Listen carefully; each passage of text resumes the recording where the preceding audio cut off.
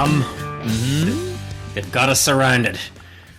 There's only one way we're getting out of here, pal. We're going to have to podcast our way out of here. God damn it, McBride. I just swore I'd never do it again.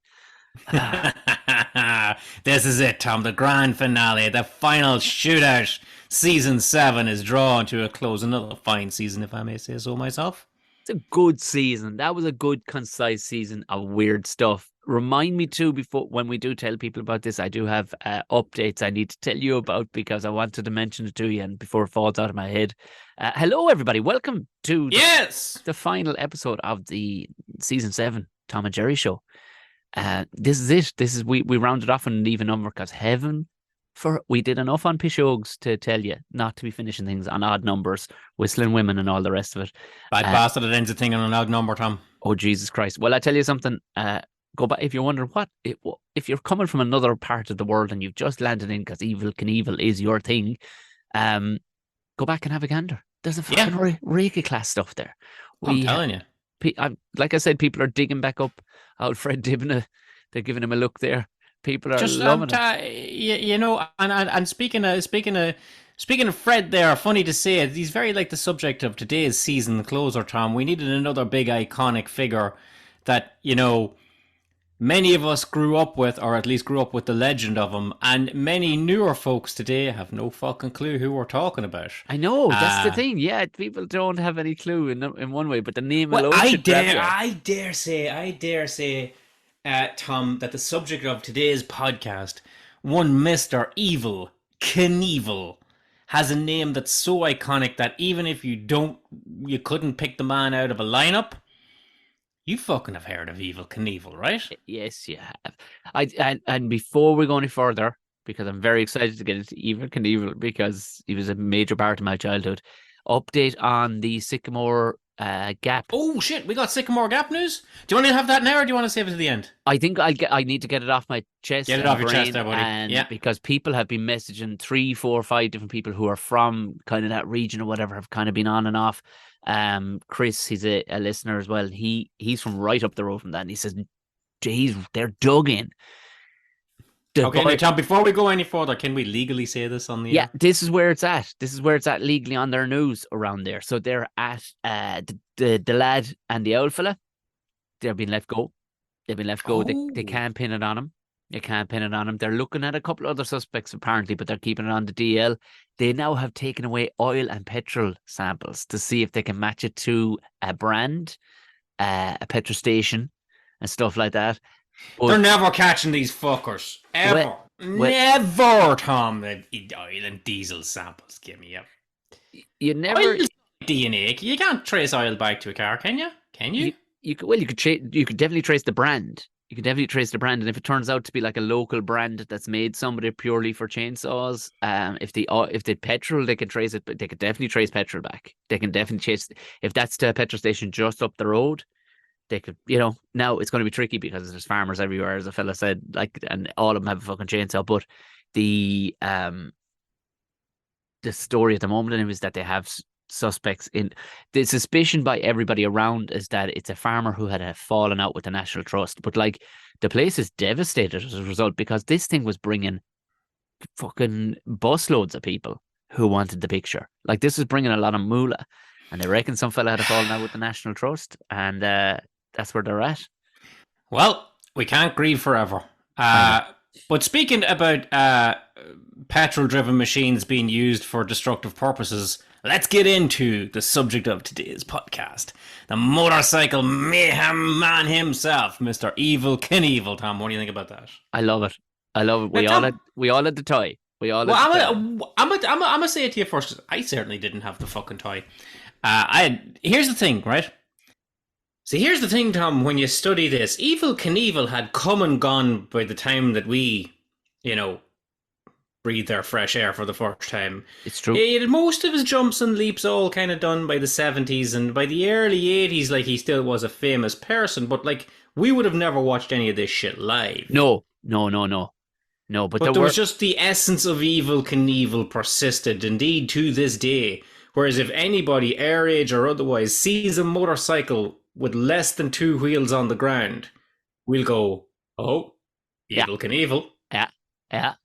I got the toy from as many times as long listeners of this podcast will have dug up and gone back through the annals of time, through the American cousins.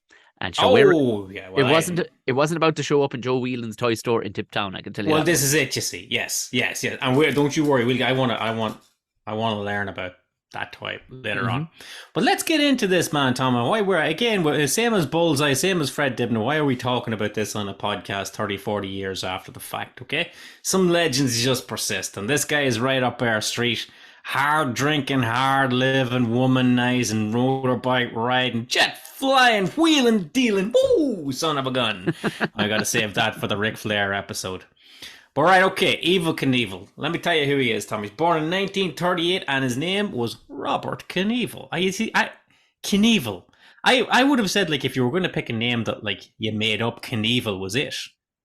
I thought No, an but Eve, the I thought Knievel, Evil was was a first name. I thought I Evil was a first name quicker than Knievel was a second one.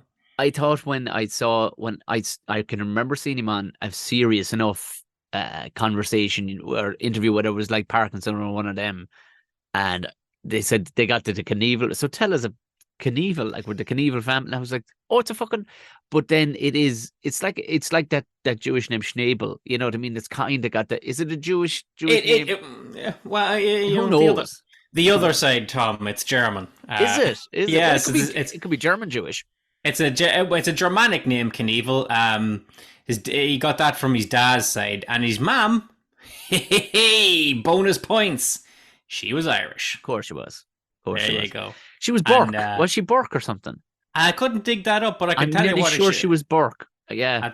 I, I'd tell you what she was, not for nothing. She wasn't only Irish, she was the other side of it as well. She was an alcoholic Irish woman, no harm to her. God. And his dad was a minor with no time for a child, so the dad fucked off and the ma couldn't raise the child. So Evil, Robert as he was known at the time, Robert Knievel, was raised by Ma and Pa Knievel, his dad's mum and dad. Ah, Hey, right. shit, you know what? It's just what it is, you know what I mean? And where was he? He was up northern states. He was a in hardy Butte. place. He was in Butte, Montana. That's right. A hard, like that's where Like, Yellowstone is coming you out. know, Yeah.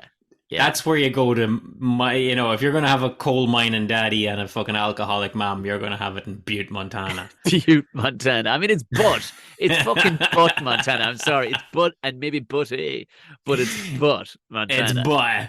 It's Butt, Montana. But that was Evel Knievel. That was Robert Knievel growing up with his granny and granda. And then he dropped out of school because he was like, oh, fuck this. Or fuck it. Like, here's the thing. Like, he was a troublemaker. No harm to him. Like, what else are you going to be if you're out an alcoholic and the outlet fucked off when you're young? And you can make concessions for all these things, but like, as we'll get into it down the way, like, you can make something of yourself despite a poor start in life, but some things will follow you, Tom. Some things will follow you. So he was a high school dropout.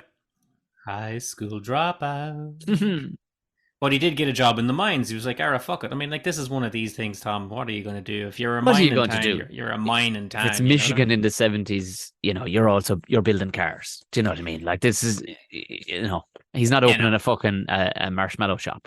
No. Let's be honest. So he's there. He got a job in the mines, but he got a job on the surface of the mine, and he's I couldn't quite get the machine, Tom, but I reckon he was like a Hymac driver. Oh, I remember hearing something about this. Did he? Yeah, he was pulling moves in the fucking digger, wasn't he? He was pulling moves in the digger, and I'm here going, you're not going to pull moves in a JCB, but I have seen lads sort of breakdance with a JCB, breakdance with a Hymac. Yeah.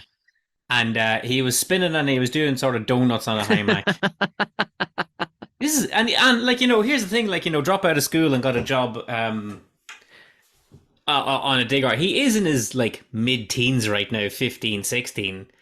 And he was spinning around in the Hymac, acting the bollocks, and drove the whole fucking thing through the power lines going into Butte, Montana.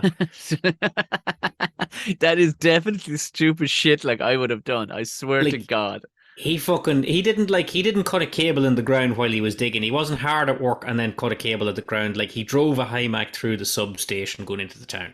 I need to clarify. A Hymac 2 is is an old school phrase for a tracked excavator, by the way. Hymac is a brand from like the 70s. I love Yeah, yeah, yeah. because your old man is I'm an excavator driver, hadn't he? Wasn't he as Yeah, well? he was a JCB driver, and Yeah, I always made a difference. Say, all right, JCB driver and IMAC drivers are two yeah. very different things. But they're diggers. What can I say? So that was like, the least of fucking Robert Knievel's worries. Um, on top of all that, you know, he was a bit of a cunt. Do you know what I mean? Was Like that's he? work. Oh yeah, that was workplace malpractice. But he also was like, and for want of a better phrase, he was a motorcycle hooligan. So he Oh, wasn't quite in a motorcycle gang. He wasn't like he was in the Hells Angels or anything like that. More on them fuckers in a minute. But he would just like rally up and down the town on a bike. oh, a bollocks, a proper Do you know? bollocks. Yeah, yeah, yeah, yeah. Oh, And like he'd do wheelies up and down the town, and like I can only imagine do wheelies outside mass and shit like this. I'd just be well, like, "Era, would you ever fuck off and do it's not like it?" Mammy's going to fucking give him a fuck clip around the ear, like you know. You know. And if there was like revs around Butte, Montana, people would be like, "Oh, that's that Knievel boy acting the bollocks again," you know. To the point where one day he was just doing like wheelies up and down. And like, Tom, we've all done fucking laps up and down of a town. I never sped, but like I would just like drive up and down the town to the point where someone must have went, would that fucker in the Fiat Punto ever park or do something? But Evil Knievel's here acting the bollocks, doing like wheelies and feet stands, standing on the saddle, going up and down on the motorbike. Yeah, but Anyway, this kind of, what is there a name for that? A foot stand? oh, there would be now for sure if you watch the Red Bull fucking motocross guys. I'm sure Yeah, there's a oh my god, he's pulling off the triple fucking sucker. yeah, yeah, Yeah. the Superman. All this kind of horseshit. So he's doing all this. This is 1956, Tom, and he did it a wee bit too often. And he like totaled the bike and slid it into like in my mind he slid it into like a stand of fruit that was being sold outside a shop. Oh, in my He mind, prob I had a lovely flower bed outside That'll the work. That'll work as well. out behind with a picket fence behind in front of the courthouse, which has a big Yeah, clock, yeah, same yeah, sort of courthouse that Dr. Brown and yeah. fucking But yeah, no, this is it 1956 was to me definitely one of them. sounds like the most glorious time ever in America because everybody smoked fags indoors. You drove the biggest petrol yokes. Nobody was worried about environments. Nobody was worried about not. You no worries. You might have starved or gotten TB, you know what I mean, or lupus or something like that. But at the same time, it was Yeah, a great time to be alive. this is it. This is it. The boys is coming home from the war. Vietnam hadn't happened yet. Exactly. You So know, there's like a 20-year window there where things are fucking cool. things are pretty sweet. Well, listen, here it was with Robert Knievel. He slid into something now. If you want to say that he slid into a fruit stand, a flower pot, two lads carrying a pane of glass across the road, whatever it was, like he fucking smashed it. And he got pinched for it and he got fucked into the cells. Like, not a felony or anything like that, but like a misdemeanor. He would have had dozens of this. He would have been one of these boys that would have been fucked into the cells a couple of times. But on this fateful occasion in 1956, when he was 18 years of age, he was in the cell beside another local roustabout called William Knuffle. Oh, Knoffel. Yeah, yeah, yeah, yeah. William Knufle. Another William German. Knuffle. Another German. Another, yeah, Yeah. I would, that could be like, there was a bunch of Germans moved over and the Von Brauners and whatnot moved up to Montana. Hey, who fucking knows? But William Knuffle was known around town as a wee bit of a bollocks. And he had a nickname. He Go was on. known as Awful Knuffle.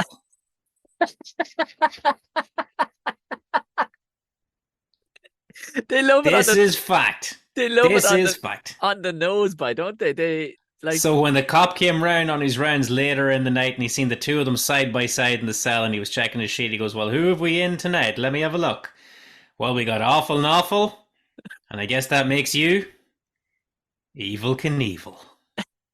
I love if he got it wrong. Like he goes, "You're awful, awful," and I suppose you're Schneevel, Knievel. It's not ring. I don't. Can we have? Yeah. Can we try Well, another? if it isn't Awful Knuffle and Robert Bobbert, I got better in me here. Hang on. Hold on. Here's the one. Here's the one. Right. If we were in the other cells, so McBride is next door. So Jerry McBride what's McBride is going to, because we're two bollockses as well. We're in there for, say you're after stealing the newspaper from the newspaper stand where you just flip it up and you're supposed to put a quarter in, but you decided to just take it away yourself. Did I need that corner to flip up and down while I'm standing by the street corner with one foot on the wall, Tom? That Hey, hey. yeah, you've got a packet of fags up your fucking sleeve as well. They would probably say, well, well, well. It's old Slide McBride. Yeah, it's all on the slide, McBride. And You can't only catch me, O'Mahony.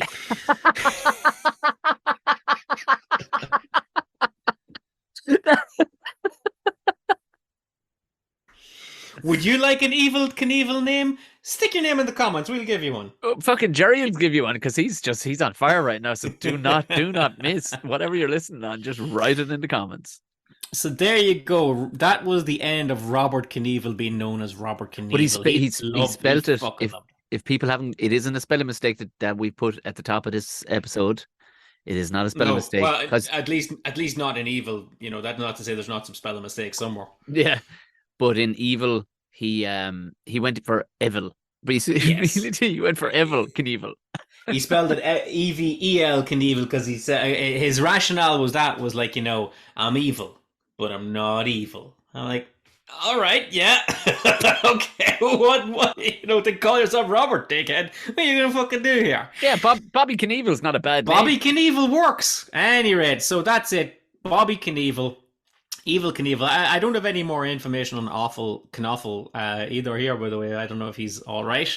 He certainly didn't become a motorcycle daredevil that I fucking know of. I bet he was caught later in life, later in the next couple of weeks with like a swag bag and like a stripy top.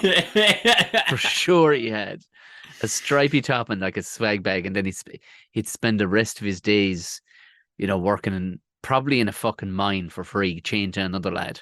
Yeah, or with a big fucking round ball on his ankle. Yes, But yeah. Evil Knievel, he decided, no, not for me. So he's going to straighten up and fly right. And the war is over, Tom. But that doesn't mean to say you couldn't join the military, but you were at least kind of Was this known that Korean you. War territory? Was it? Hey, When? Tom, listen. Oh, sorry, this isn't I a got. history podcast. I'm sorry. It's not a history podcast, but not only that. Here's where I come clean, and I'm going to tell you, Tom. I don't really know what the fucking Korean War was, other than a war in Korea. It wasn't Vietnam. It wasn't World War II. It's around the 50s. In other words, they made no good movies about it, lads. All that the war for us, all the war in Korea did was create really good drill sergeant characters that went on to train lads for the Vietnam War. Yeah. That's all we know. Like, oh, if it wasn't Vietnam or Iwo Jima, then fuck, don't ask me about it. I don't know. And that goes back the other way as well. I know fuck all about the American Civil War as well. But Evil Knievel, he was there like, I'm going to straighten up and fly right. So he was like Fred. He did a couple of tours in the military. A lot of parallels here, you know what I mean? Yeah. Youngsters, we put motorbikes. Yeah, but they're in where? Yeah, I suppose in both a penchant for dangerous shit.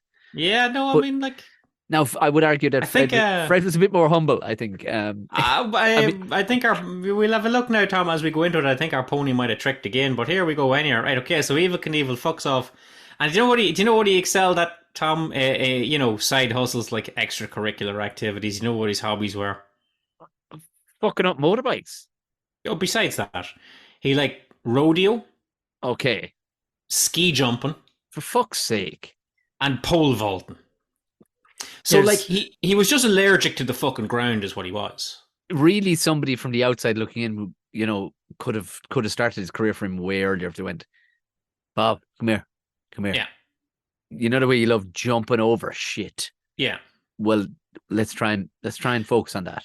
Bob, will you fill out this questionnaire for me? Do you like to be A, on the ground, or B, not on the ground? Okay, all right. We've got a fucking. All right. So he gets out of the army, or leaves, or honorably discharged, or whatever the fuck he was. He's out of it, right? And he's still only a young lad. He's still only 2021. So he's 2021 in Butte, Montana in the 50s. So what's a young lad to do, Tom? Get married to the first fucking woman you see, Of right? course. Of course. So he met and married a lady called Linda Bork. Now I want to check. Am I saying that right now? Right, Yeah, I had it wrong. I thought it's Burke he married. So Bork, which I'm guessing Bork. they probably changed it fucking Ellis Island, to make her sound more Germany. If Maybe. she is of Irish descent, because there's Is no she? when his yeah, the woman he married apparently was of Irish descent. Yeah. Oh God. Well, the name Bork threw me there, Tom. No, I could be totally wrong, but this was what I had in my head because Yeah. I remember watching a documentary on him yonks ago, and this was what I had in my head. I could be wrong. She might be absolutely Icelandic, and she might be related to Bjork. Is Tom wrong? Let us know in the comments. But either way, fucking Evel Knievel married this woman, and it was like, I watched a documentary. I think we might have watched the same one. And she's the sweetest woman. She's still alive, or was at least a couple of years ago when this thing came out. And she's so nice, and she was all talking about how in love with him she was, and she was like 16 or 17, and she was like a childhood sweetheart, high school, and oh, he swept her off his feet and all this kind of thing. And then she goes on, in her own words, like it's not hinted at, Tom, to say that he straight up basically kidnapped her one day after school and put her on the back of a motorbike and drove her one town over and married her. Well, I mean, there are ways and means of do you know? Not we weren't there, Jer. We weren't there, but I Like, mean, we weren't there. It really sounds like, he picked her up after school and, like, they were putting around on the motorbike, and she's like, oh, where are we going? And he's like, you'll see. I just have notions of Borat running with a bag, the Marion bag, and just throwing it you over her head, know, going, "I'm my wife." and, No, and, and, not for nothing, her dad fucking hated literal Evel Knievel. He was like, yeah. yeah, not for me, this Evel Knievel. No, but there you go. Like, he got himself a wife, Tom. Well, do you know what? I mean, it was an achievement in itself. He came out of the army. He was, as you said, he was straightening up and flying right now. I mean, maybe not to say he could have played the field. Yeah, Just well, more on uh, that in a second, Tom. right. Yeah. I mean, All look, right, so he's a couple of things in these times. He's a insurance salesman. He's an amateur motocross rider. Okay, he's doing that sort of motocross, sort of scrambler racing kind yeah, of thing, and then the fucking John Connor bike, right? yes, And he's buzzing about the place. And I've got questions about that now in a little second. But he's doing that shit, and he packs it all in, or he gets sacked from his job as an insurance salesman. He's like, you know what? I can't be doing with this. I'm 21 in Butte, Montana, with a wife and probably kids along the way. What do I like doing? What am I going to do? So he became a motorbike salesman, right? Because he knows bikes, and his days of crashing them into flower arrangements are over, right? right. I mean, let's be honest. Had we not known how this was going to end, or if we were to guess and weren't ever given the name of somebody or whoever it was, the guy likes pole vault, ski jumping, and now he sells motorbikes. And now he sells Hmm. motorbikes. How can we put all this together? Well, I'll tell you how he put all this together. Sales were low in his motorcycle job. He wasn't drumming up enough trade. And his boss said to him, "All right, Robert, we need to drum up some trade. We need something that will get, like, we need like an open day here at the garage. We need to They obviously had get eyes on the. the windsock man. They obviously went for that You got the first. fucking the The floppy wacky man, the the wacky man, floppy man. not working. What can we do? What can we put on Hmm. that will gather a crowd and maybe sell these fuckers a motorbike or two?" And Evel Knievel said, "I know just the thing."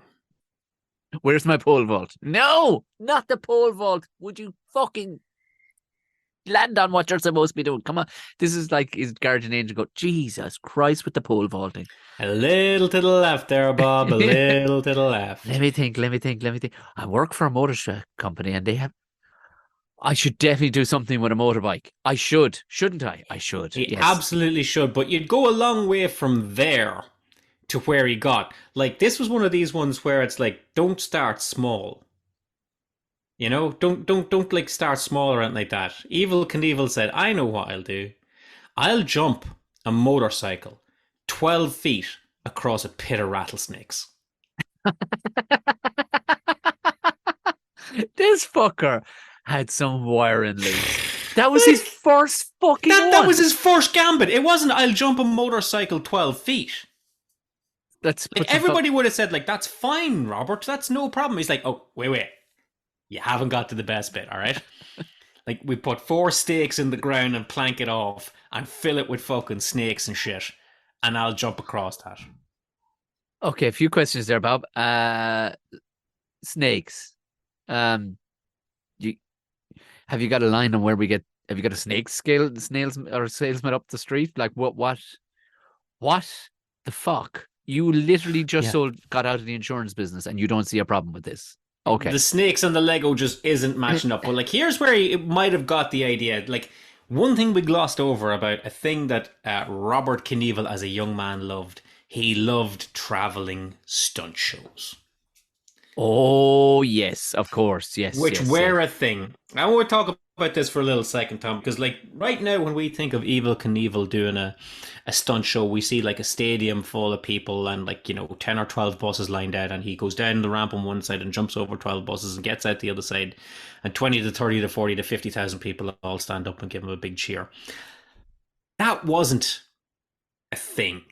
That was a thing later, I dare say, because of Evel Evil. Knievel. Yeah.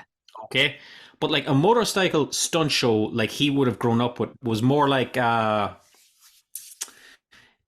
does it, that shit to do with the police where they get like the police motorcycle gang, and it's like guys standing in a pyramid on a Yes, yeah, yeah. Okay, yeah, yeah. an inverted pyramid of people on a Yeah, motorcycle, yeah.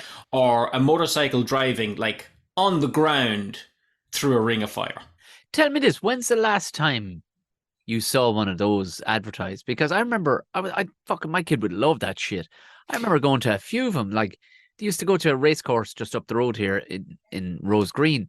I remember seeing guys on the fucking bonnets of cars getting thrown through fucking flames, monster trucks, fucking motorbike guys flipping shit. They'd have the wheel of death. They'd have the dome of death.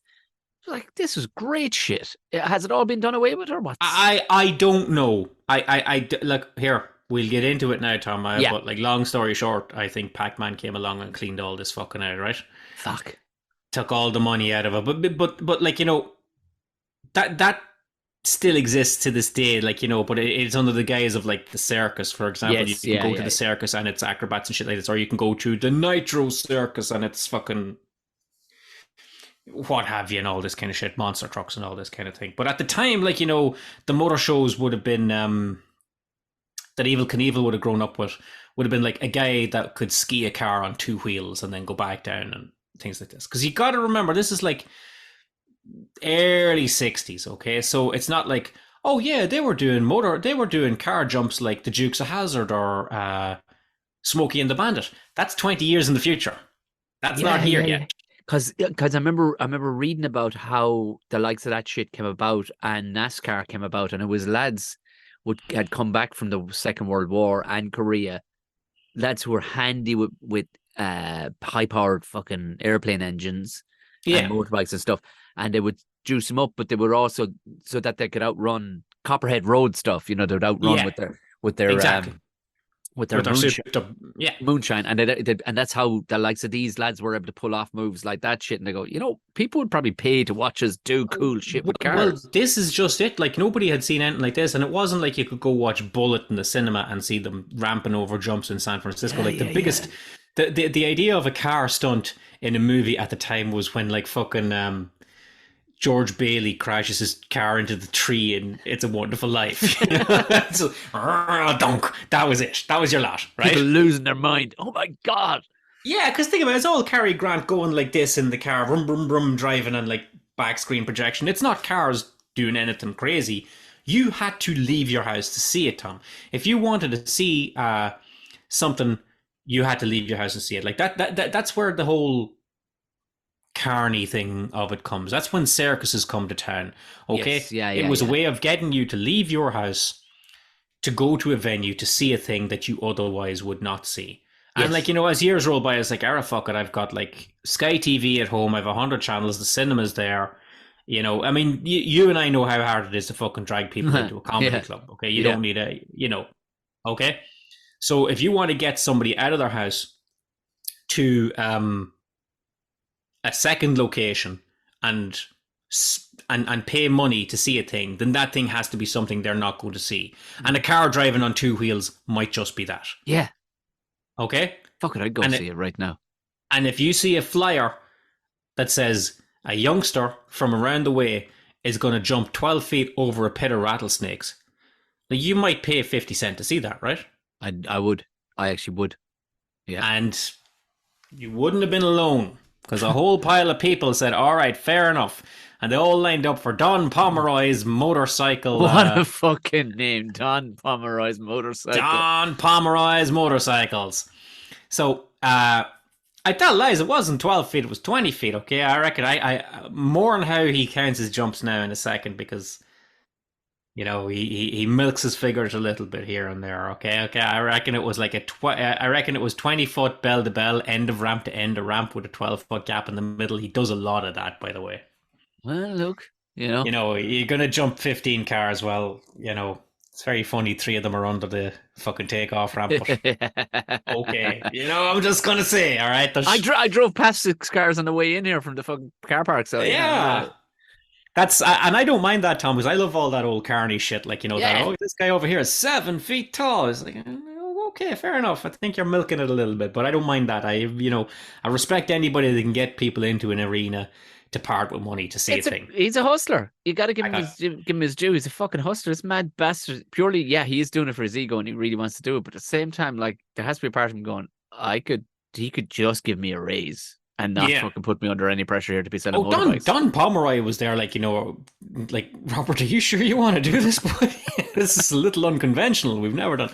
I'm fucking Evel Knievel's like, Robert, can I just stop it? Can I get you to sign this first before you do that thing? Don't worry about it. No, Evel Knievel's there, like, Don, you better get ready to sell more fucking motorbikes than you've ever sold in your life. Hold my beer. Hold my beer. Good Jesus. So rattlesnakes at the ready. Rattlesnakes ho. Motorcycle ho. Evel Knievel fucking guns the motorcycle at the ramp. Coasts across the box of rattlesnakes. Lands on the ramp without crashing. But he did clip the enclosure as he landed. So whereas Evel Knievel was landed safe and well, the box had burst open and now they were fucking rattlesnakes everywhere, right? And there's people running and cussing and snatching up their children and running and screaming and crying, and Don Pomeroy is like, don't forget to come back for discount. Like, you've never seen a more fucking Homer Simpson moment in your life. That's right? incredible. Like, here's the thing: are rattlesnakes native to Montana? Because it's cold as fuck there, right? I don't know. I mean, it seems cowboyish, so I reckon, like, yeah, but Montana's a cold kind of a place. It's right on the edge of Canada. Like, it's touching Canada. Do you know what I'm going to tell you, Tom? To be nice and angry. Do you know what? What would be so funny is if he accidentally released, like, like Australia got.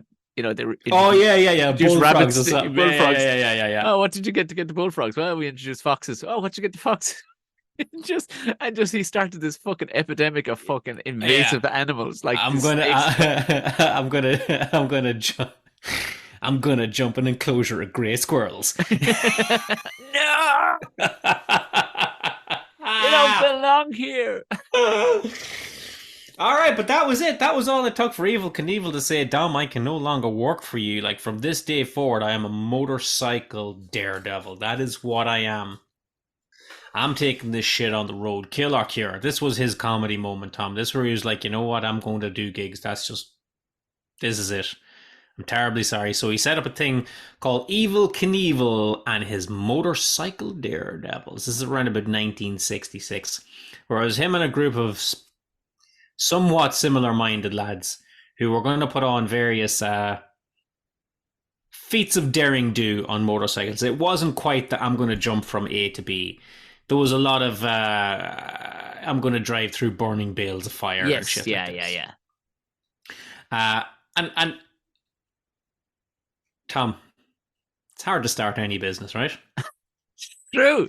I'm just thinking of all the logistics involved here. Because he's like, Jesus Christ, you got to get a fucking VAT number. He's got to get. I'm all doing all the boring shit in my head. You like, do you make the wife a fucking CEO as you well? Like, know. oh Jesus Christ! And So and now so you got all these snakes. You got to and now fucking people now got to you got rehome. you've got lads on the payroll. Like, you're How you divvying it up? Like, I mean, how are you divvying it up? are some better than others? Is there more experience? Like, do you Like, who, have? and not for nothing, who's drawing the money here? Okay, if it's Evel Knievel and his motorcycle daredevils, then couldn't it just be Evel Knievel the motorcycle daredevil? Are you gonna draw that much more money? I get you see sometimes you see lineups on comedy clubs, the lads opening up, they've like 8 comedians on. It's like, Six is plenty. and Four is too many. and to be honest, I'm a lover of three. Yeah, you If know they what I can mean. if they can all do It's their, it's truth be told, if I could whittle it down to one and that was acceptable, that's the way I'd go. any of my comedy brethren. I know I'm sort of in the alumni here. I saw a post on Instagram the other day with a lineup of comedians on it. There was 14 comedians on it, and I've been on nights like that. And let me Yeah, tell you from experience, don't book 14 comedians for a night. That ain't. It's noble, but it ain't how you do it, guys. Uh unless one and of them that is is riding a motorbike through fucking bales of burning if hay. one of them is blindfold smashing plates with a hammer as he drives past it on a motorcycle, consider him maybe. But Mm-hmm. this is what they were doing, Tom. They were filling time. They were like, well, what can we do next? Like, we want to. The people are coming to see Evel Knievel jump across a thing, whatever it might be, one car, an ice cream float, whatever it might be, And that was it. That was his tight five. He didn't and have that was an his hour in type him. five. He didn't have an hour in Uh, him. and like, so the rest of it was just, with respect, codology, including one stunt that sort of sharpened Evel Knievel's focus and made him think, I don't fucking listen. I don't need this. Nobody's coming to see it. He put in a bit where he would, Evel himself would stand in the way of an oncoming motorbike and like leapfrog him as he Okay. drove past. So you're Okay. driving towards me in a motorcycle, Tom, right? Mm-hmm. And I jump and I do like a star jump kind of a thing. Pow! Van Halen star jump in the air, and you go under me. If we time it right, you can see us doing that, right? Mm-hmm. Yeah.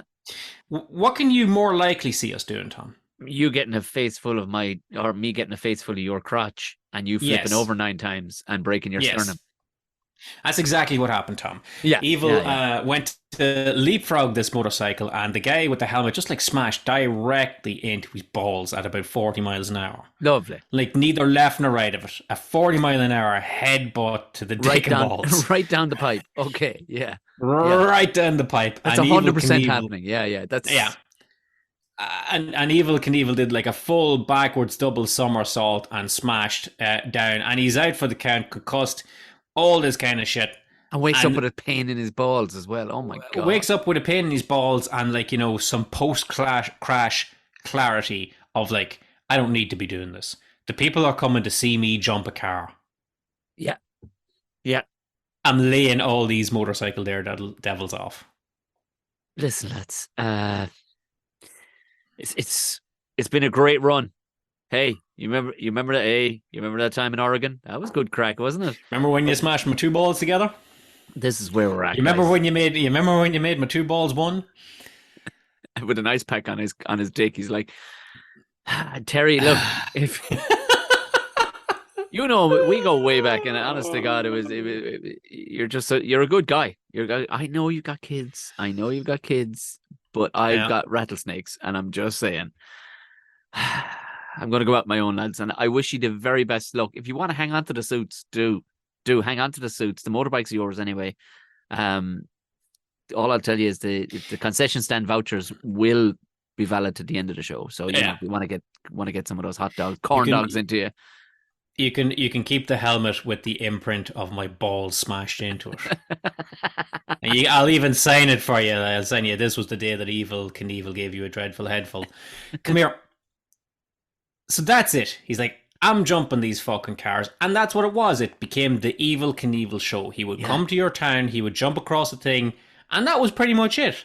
And he found that as many people would show up to see him jump 10 cars as would show up to see the other hour and a half fucking dog and pony show, okay? Right. Oh. Here's the problem, Tom. If you've seen a man come to your town and jump 10 cars, why would you go see it twice? You wouldn't, because I want to see him jump 15 cars next time. See, if he's jumped 10 cars, I know we can jump 10 cars. Yeah. Yeah. Okay, so the thrill of it's out because a lot of people, now not for nothing, Tom, this is like, the late 50s, early 60s. You go to a show like this either to see it succeed or perhaps see it fail. You'd be glad you went either way, though, You know? because you got something to talk about on Monday. I'll gladly pay 2 bits to see a guy jump 10 cars in a motorcycle, but I'll also pay 2 bits to see a man killed in front of my eyes. It's true. It's true. You're all thinking it. Everybody's thinking it. Like, It's the cheapest way you ever paid money to watch a man die, okay? Because this is, it's hard to get tickets to the electric chair chamber. You know what I mean? When it comes around. and you've tried. Every year he's You on. know? Every year he's on that. What's that It's ticket? like- the StubHub. Every year. The StubHub is like, damn it, it's like trying to get fucking Taylor Swift tickets to get You tickets can't to get. that fucking You would thing. get on the floor of the Lakers game before you get a good seat at an execution.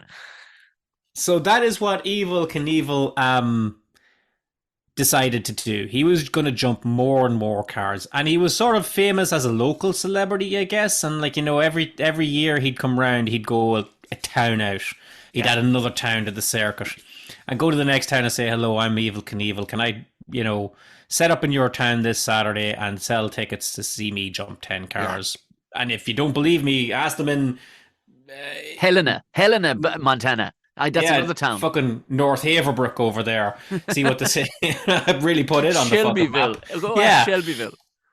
And they would say, okay. But then when he had to come round on the next circuit in 6 months or a year, well, like you've seen me jump 10 cars, but now I'm going to jump 11. Now I'm going to jump 12. And so on and so forth. And as this went up and up and up, can't win them all, Tom. You can't win them all because, to be honest with you, that's the image that's in my head is he getting the hookery nut crunch off the fucking petrol tank, the fucking wheels going fucking east and west, and him going fucking head over biscuit all over the fucking stand. All over the stand. Yeah. When he attempted to jump 12 cars, Tom, he broke his arm and he broke several ribs. You and I both know what broken ribs are like, brother. We know it. We also know the 12 car cutoff. I mean, we've all been there. What lunatic goes beyond 11? 11 is the cutoff. Once you go beyond 11, you're in fucking no man's territory. You're in Van Diemen's land, right? Out there be dragons. He went to jump 15, Tom. He got a concussion, which as things go is not that bad. But here's the thing, Tom. This is the great thing about Evel Knievel. If he crashed a jump and got a concussion in this instance, as he did, he would say, "I pledge to come back to this town and attempt that jump again. You people have seen me fail that jump. You're going to see me make it. I promise you that." He's a fucking pro, in all fairness to me. I mean, he's completely fucking deranged. No doubt from all the concussions. But you know what the genius bit of that is? Go on. You're not getting in for free the second. Oh, God, no. Sorry. As I said, go on. I knew exactly what it was. It's a genius move. It's like he'd nearly throw it. It's like you have these questionable fucking fight decisions when it comes to the rematch. You'll often see somebody will win and it'll be on points in the first fight and just say, "Oh, let's run it back. We'll run it back. That's what we're doing. Next fight, 6 months time, let's run it back." All of a sudden, it's a split decision the other way, and you're like, "Hold on 1 second. Hang on a second. We gotta have the trilogy. We gotta have the trilogy, and nobody's getting in for free on the trilogy either." It's the handiest way you got money twice because, Tom, like if you went to see a man jump 15 cars and he didn't make it, and he came back around the next time to try that jump again, number one, you're absolutely going to go see it because if you're invested in him and you wish him well, you want to see him make it. God damn it, he's going to try. But more to the point, if he crashed it last time, this time you're bringing your pals. You're bringing popcorn and your mates. You're in all fairness, lads, you have got to fucking see this guy. Can you imagine how little was going on with that much adrenaline on it? There's Friday Night Lights with the college football or the local football team. there's to coin a phrase from fucking Full Metal Jacket, there's finger banging old Mary Jane Rottencrotch next door, and that's You know it. what, Tom? It's this or the all-night gas station, right? That's it. Or down at It's down at the diner and you're eating fucking burgers on a yoke that clips onto the side of your door. That's yeah, it. that is Yeah. it. All right. So he went back to jump that 15 car thing as well, and this time he broke his left wrist, his right knee, two ribs, like. And I dare Yeah. say, if he went to do it again, he was gonna. But all he's doing is getting this reputation as this crazy, wild ass fucking guy who does these things, and sometimes he makes it, and it's beautiful. You know what, Tom? Sometimes he doesn't, and that's just fine too. I was just gonna say, and it's beautiful. It is You know. beautiful. I mean, why do we So watch these gladiatorial sports? Nobody wants to watch it where a guy just wins by choking another guy. No, you want to see an eye socket broken. You want to see somebody's ear fall off, a broken leg. You want to see horror because that's what we're fucking programmed since the dawn of time. We want to see I, horror. There's no two I, ways. I, I can't say it any better, and I forget which one of them it was, but it was on one of the Jackass movies or the Jackass TV show, and they'd set up some stunt, and I forget which guy was doing it, but they were going to jump from here to here, and Jackass, Yeah. it's never going. But the cameraman asks one of the bystanders, he goes like, "Do you think he's going to make it?" And the guy goes, "Who cares?" That's so true. Like, I don't care. I Who care. gives a shit? I care, but I don't care either way because I just care Yeah, differently either way. If he makes it, I'll be so pumped for him, and we all got to see yeah. it. But if he absolutely I think wipes it. out and bounces off the ground like a Yeah. fucking licorice fucking stick that falls out of out of a bag of sweets you're eating, then I'm So more be than it. fucking happy to see that too. So there you go. Evel Knievel hadn't yet become the Evel Knievel we know, Tom. The But he household was, name. It was the household literally, name by it was no a, means. literally a name that it became like, what is the, Like it became a name that mothers shouted at their sons when yeah, they were cycling too literally, I got fast. it. I got shouted to Evil Knievel over there. It Yeah, was a trope. It was a thing yeah, that just you would say. Look at Evil yeah. Knievel. Oh, All right, here's look at here's fucking Evel Knievel over here, and all you did was stand up too fast, right? yeah. So 1967, he went to Las Vegas, but he wasn't working, okay? It wasn't like, he went to do a Vegas show. He wasn't that guy yet, okay? Right, right. He went as a spectator to a boxing match. He was 29 years of age at this time.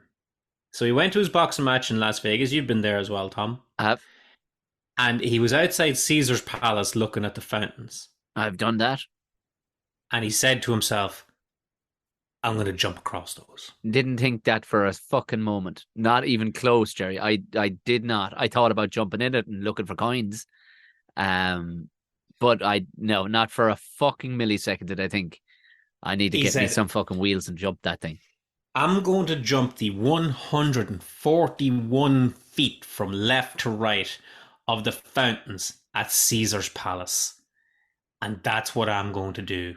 I have And vague Tom, memories from the 90s. Now, I know he was out of action from then, but I mean, I have vague memories from the 90s of lads. Were they replicating his shit or something in Vegas as well? It might have been the Bellagio. more on that in the closing ceremony here, Tom. Don't you worry about that. Apologies. That's okay. No, I remember that as well distinctly, and that's why I always thought to myself that I had seen Evel Yeah, Knievel, despite yeah. the. That's No, how no, no. powerful his name was, is that in our memories, it's like the Mandela effect. We're like, yeah, he was riding around up until 2 weeks ago. Could have sworn. Yeah, we've seen like every motorcycle jump was Evel Knievel. Every monster truck was Bigfoot. Like, Yeah, yeah. we've got no room in our brains for a second one of these things. So I don't know how the fuck he did this, Tom, but he persuaded the good folks at Las Vegas to allow this to happen. That they would have the pomp and ceremony. They would set it up. They would set up a Because it ramp. was They owned would by the do. fucking mafia, Jerry. They would have let him Well, yeah. fucking put a rocket up his hole and shoot himself across the fountain if they thought they were going to fucking make money. So that's what it was now, and he didn't get television coverage. This is an important thing about this jump, Tom. He didn't get television coverage of it, but he got television coverage because of it. Right. Okay. Because at the time, like, this wasn't a thing that people watched on TV. There wasn't like the motorcycle jumping show. Yeah, yeah. It would be like going and saying like, oh, why don't you take the clown from the circus and give him a TV show? No, the clown belongs in the circus. That's where he is. It was too And the big. motorcycle jumping, yeah, To pardon the pun and the phrase, but it was too big of a jump for yeah, TV people were suits and ties, yeah, and crazy folk stayed in the fucking carnival. yeah, Yeah, exactly. You do your motorcycle jumping in the car park at the back of Sears, and that's where you do it. yeah. But this changed it, okay? So before we get into this, Tom, there's 141-foot leap over Fuck the me, like. fountain. I'm telling you, Tom. All right. Let's talk about how Evel Knievel jumped. This is Okay. really what I've been chomping at the This bit is what to we ask want you. to get Yeah, into. yeah, yeah, Okay. yeah. So, Tom, you and I have all seen motorcycle jumping today, Yeah. where it's people on like scramblers and the John Connor bike, and they've got like bouncy suspension, and they're built for it. Okay. Yeah. They're motorbikes, yes, but they're light. Not light that you can pick them up, but they're a light machine Yeah. because they've got places to go, and these places do not involve touching the ground. Uh-huh. Yeah. They're built for these things. Yes.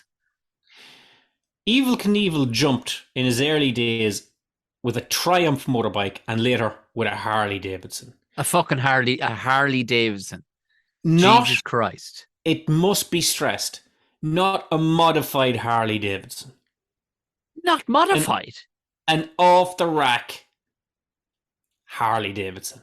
Perhaps tweaked and souped up a little bit in terms of engine, but just as heavy as the bicycle that fucking Captain America drives in Easy Rider, and that's Peter Fonda, Captain America. What the fuck? There's no difference. A fucking tank. An absolute tank. There was nothing to the suspension of it that would make it, bounce when you arrived at the other side of a jump. Okay, this is actually, now that we're getting into nuts and bolts of it, I'm now terrified. Because I can pick, I want the listeners to close your eyes for a second. Okay, it doesn't have to be Caesar's Palace, but if you can remember, imagine Caesar's Palace. You're at the top of a fucking, holy fuck. POV, you're on this fucking thing that's only meant for cruising. Big old fucking tank. Down the fucking ramp and over a fucking fountain, and you're floating through the fucking air praying to fuck that all two wheels land straight and don't bounce you off into another fucking state.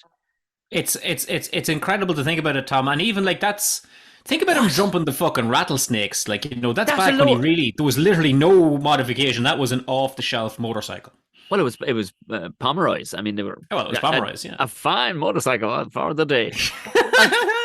But I hadn't put myself on his saddle up until now. You talked about the type of bike it is, and holy fuck, we've all been in the falling scenario. We're going, oh, it's an elbow broke. It's an elbow broke. I'm going to break my elbow. This is great. I'm going to dislocate my fucking shoulder. Great. This is fucking dit with a capital fucking Oh, D. forget about it.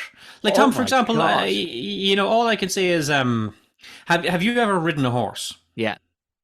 Okay, so you know that when you ride a horse, you don't sit in the saddle. No, you don't just sit down like it's a bicycle and ride it. You kind of, you're sort of half standing on the stirrups. You are. You have to kind of bounce in a trot with the horse, because if you try to, if you don't, I don't believe we're actually meant to be on the fuckers at all, really. No, because you have to modify your sit into a very kind of floaty, bouncy thing.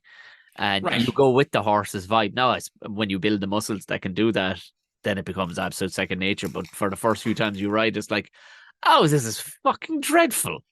I'm not meant to be on this at all. But you have to go with the horse. Like, sitting, as you said, that's that funny blah, blah, blah, blah, blah, when people bounce up and down for the first time and when the horse gets into a trot. Yeah.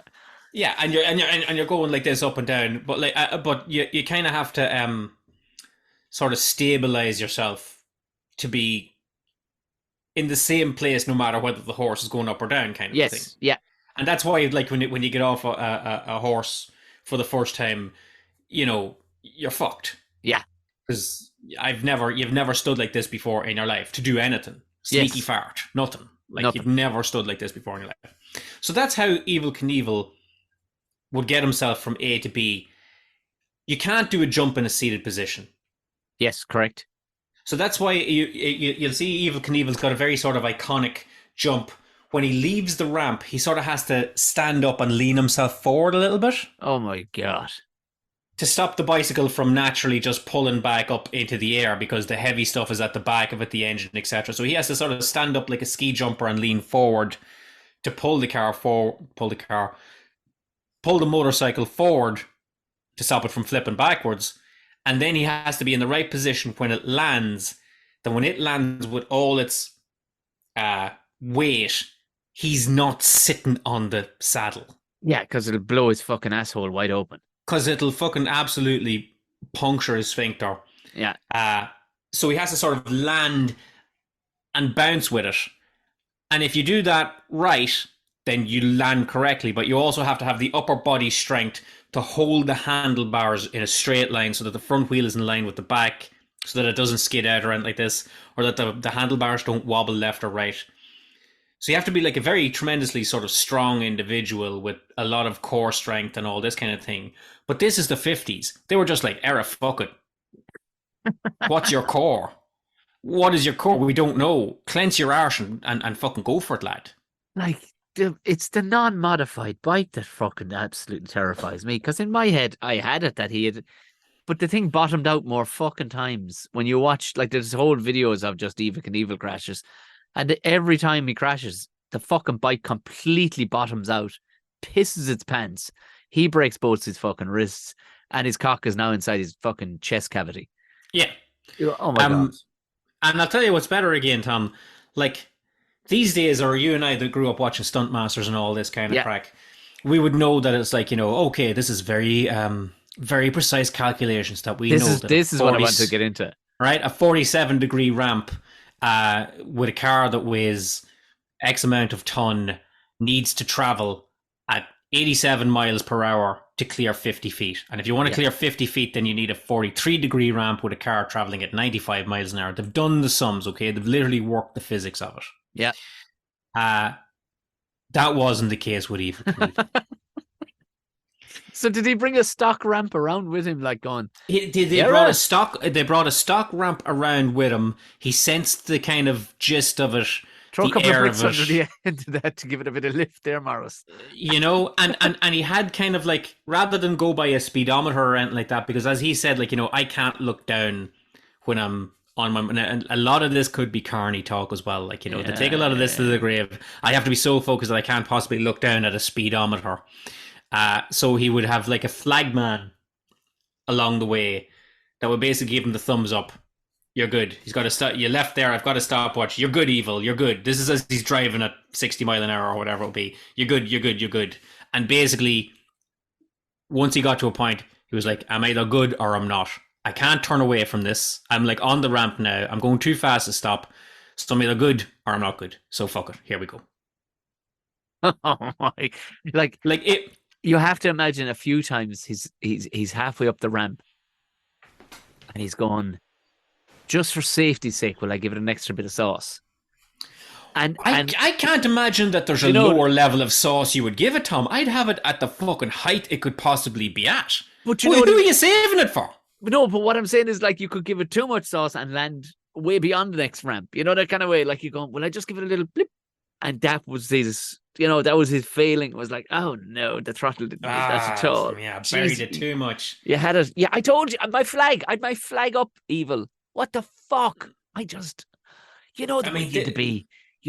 This is it. Like, what we watch today, Tom, or when we see these kids doing the X Games or anything like that, they know they're gonna make it by and large. 100%. Barring something catastrophic along the way, they know that the maths works. But sure, have you seen their training parks? Like, they're these giant, big fucking foam pits tanks full of cubes of foam. Cubes of foam. The bike and all goes flying in. It's like, grand. It'd be alright. Grand. I just did a 720 backwards there. Yeah. But it's fine. And you can keep doing it all day until you get it right. So the fear, like the fear wouldn't be there so much because you nailed it so many times, you practiced it so many times, you could do it with your eyes closed. This mad fucker showing up, putting out his fag and going, right, I'm with my helmet, I'm off. This is the daredevil of daredevils, Tom. Like, this is the truest sense of the word. You might make it. But you're The going to be, odds, yeah, the you odds are might not in make your it. favor. And Jeez. that was it. There's a on his Caesar's Palace jump. Spoiler alert: he doesn't make it, but here we are. On his Caesar's Palace jump, he was in Caesar's Palace in his leathers. Okay, he hadn't quite adopted into the He was, the Evel Knievel we know, Tom, is very much like Iron Man at the end of the first Iron Man. Yeah, yeah, yeah, yeah, yeah, yeah, yeah. Whereas this Evel Knievel is kind of like the silver Iron Man from the middle of the movie. He's just like Okay. he just hasn't got the iconic leathers all down. Uh he's in Caesar's Palace. He puts $100 on the blackjack table. He loses. He takes a shot of wild turkey and says, "Probably not a good sign." Do you know what? Jesus Christ. What a man. What a fucking man. And What a man! still nutted up, like. And just went, And all right, yeah, era, we, fuck it. we are where we are.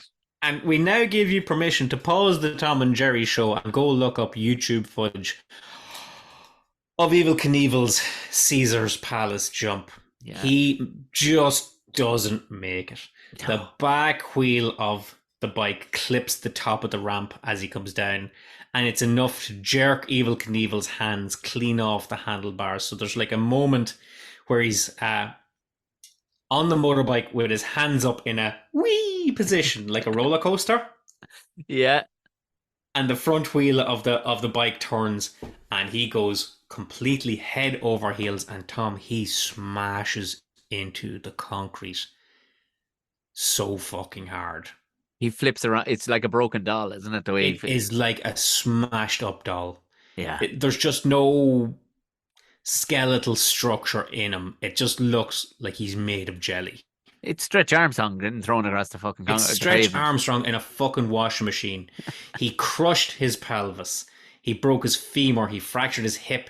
He broke both ankles. He was concussed. He was fucked, Tom. This is worse than the time the guy hitting the balls with a helmet. Like, and to be fair, at least there was a bit of fucking wildness. He just clipped that ramp. I mean, last time he clipped a ramp that we know of, busted a load of snakes all over fucking boot or butte. Yeah. I mean, that would have been funny as fuck. There is for for his team, there was nothing funny about this scenario. If there was a No. team, do you know? No. Well, there wasn't a team before, but I'll tell you one thing, Tom, there was a team after, okay? Because he was rushed off to hospital. People claimed he died. It was in all the papers that he was in a coma for a month or whatnot. Now, whether that was or wasn't the case, whether he was in a coma for a month or not, Great story. or whether he was just working it a little bit, but he was definitely fucked. He did smash up a whole pile of bones. But what this made him was it made him one of the most famous people in America. This is pre-internet days. And people were calling their local news stations going, "Can you please play the footage of Evel Knievel not making it?" Evel Knievel had tried to get on a TV show called Wide World of Sports, which was kind of like Grandstand back in the days. It was like a mix from Gathering of a bit of everything, you know? Yeah. And I guess they didn't have money to show NBA games or American football games, but they could show you shot putting or fucking jet ski and shit like this. Yeah. And so be it. They could show you motorcycle jumping. They were there like, "Please, Wide World of Sports, can we see Evel Knievel?" And they're like, "No, but we'll play you the audio," and it's just the audio of smashing bones. Oh, and Jesus rending. Christ. And then they were like, "Oh, you fucking god, we have to see this guy."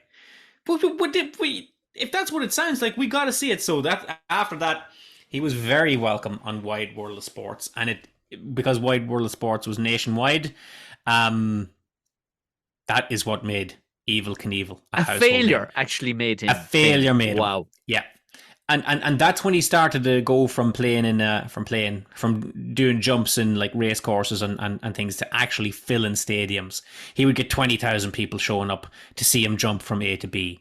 And not for nothing, Tom, this is when he became Evel Knievel. Yes. Okay. This is when he had the Star Spangled jumpsuit. Yes. This is when he had like the little cape, and this is when he had like the helmet with the stars and stripes on him. As he said himself, like, you know, he looked at Elvis in the jumpsuits, and he looked at like Liberace as a showman and a singer and all this kind of thing. And it's like I it's always one saw thing, James Brown. I was like, he's got his James Brown moment going right? on. Like, yeah, yeah, yeah. And it's one thing to be Johnny Cash, a guy in dressed all in black playing a guitar in a lone spotlight in the middle of a stage. That's fine. But that's not what Evel Knievel wanted to be. He wanted to be this larger than life showman. And that is what he became. He became a literal superhero figure in an actual costume that, like, kids across America could close their eyes and draw Evel Knievel, white, Yeah. blue V, stars. He's Tying, packing yeah, out stadiums. tying He's tea towels around their neck and have their own cape. Yeah. and going for it. Like, like it's very funny to think, Tom. Like, before Evel Knievel, did kids ride bicycles over ramps? Probably not. Probably Probably not. not. Like it literally was seeing somebody fly through the air. And again, this is before Dukes of Hazzard. This is before Smokey and the Bandit. Like, you didn't see this kind of thing. This Before is unheard of. the corkscrew in James Bond. Yeah, This is yeah, yeah. yeah. This is Hal Ashby wasn't doing this shit at the time, right? He is making money fucking hand over fist, okay? He's making $25,000 per jump, and this is 1960 odd money, okay? This Jesus. is when the the the, the toy companies comes in, okay? This is where your Evel Knievel toy Yeah. comes in. And I want to hear about this toy, Tom, because I've never held one in my hand, but I've seen them and, like, walk me through it, buddy. I wish well, of course, like many of these things, I wish I still had it. And I'd gotten toys that were replicas since, and I'm sure they went into production for years throughout the 80s. But it was die cast, it was a metal one. And in fairness, Right. the cousins in America were very good with toys. When they bring Right. home they bring on a thing like if it was to go the other way, Right. it'd go in the recycling. Do you know? Right. Oh, thanks. Like I fucked up stuff. This fucking thing, and it everything worked. Like you pulled him back, and you just let him go. You let him go. It was the full jumpsuit, the whole lot. The helmet came off. If I remember, did the helmet come off? I can't remember. But you could pull him back, and man, I made jumps out of fucking everything with that fella. Every fucking thing he went down the banister, the banister, the stairs, and because of course he was metal, it just ding ding ding ding. I can still hear the sound of him clattering across the fucking kitchen floor. But That's incredible. got a couple of bags of flour. You've got the fucking, you've got the children's fucking encyclopedia, and he goes fucking flying over the cat because you try and shove the cat underneath it because of course you need some element of danger. And fucking hell tonight, endless, because there was nothing connected to it. If you got one of these in Ireland in the 80s, what was it connected to? It was, it was just a jumping man on motorbike. This was Evel Knievel in your This hand. was the man Evel Yeah. Knievel. Like, it's one of the first sort of like dolls for boys when it came out, like in the 60s or some such, because they wouldn't have had He-Man and all this kind of shit. G.I. Joe? In the day. How old is he? G.I. Joe would have been like one of the very earliest ones, yes. And then Evel Knievel came along as well. And then it was like, okay, we'll take all of this, you fucking got it. It was all right for a boy. Like, at the time, it was like, oh, a boy doesn't play with a doll. Oh, it's not a doll, it's an action figure. Well, like, and it's an action figure on a motorbike that you wind up and it does of a real guy, of an actual real of an blow. actual guy, yeah. and like, even the most hardened, dads in America wouldn't be like, well, I don't want my boy playing with dolls. They'd be like, oh shit, can I have a go? Gives a go for that. Yeah. Gives a go. You're doing it wrong. He was, forget about it. He had pinball machines, live appearances. He'd be on like Johnny Carson and all this kind of shit, which I always hear Americans say, oh, he was on Johnny Carson, which I'm only assuming is like their like Kenny Live, right? Well, Carson made, or you're made if you got on Carson. Like, yeah, the likes of Don Rickles was, if you were on a Don Rickles night, like, or Don Rickles and fucking Sinatra were on, and you happen to be another guest, you're golden for the rest of your life. You're getting booked in every club, every fucking thing. You know what I mean? Like Carson, like the cool thing, like I love watching old Carson stuff because Carson is so in on and I think he was doing a lot of coke at the time. I think Carson was just, but he Was keeping him. he was he a Hardy by it? Yeah, You yeah, know, yeah. at that time of the of life, Tom. I mean, the doctors were probably fucking prescribing it. Well, let's be honest too. It was the 70s. The cocaine was probably really good. It was probably medicinal at that point. He wasn't cutting the Yeah, fuck it off. was like And some, here's fucking uppers just to keep you yeah, yeah, yeah. productive. I'm fucking born too late, Tom. Uh, so you know what I'm going to tell you? How far is it far enough to jump, Tom? Well, it would seem 140 fucking 1 feet over what you call it. Honestly, they had this was the problem with Evel Knievel. He had two problems. Number one, how do you live up to the legend? Okay. Yeah. Like, if you remember where, going back to the Carney days, when he comes back to your town, he has to jump a little further.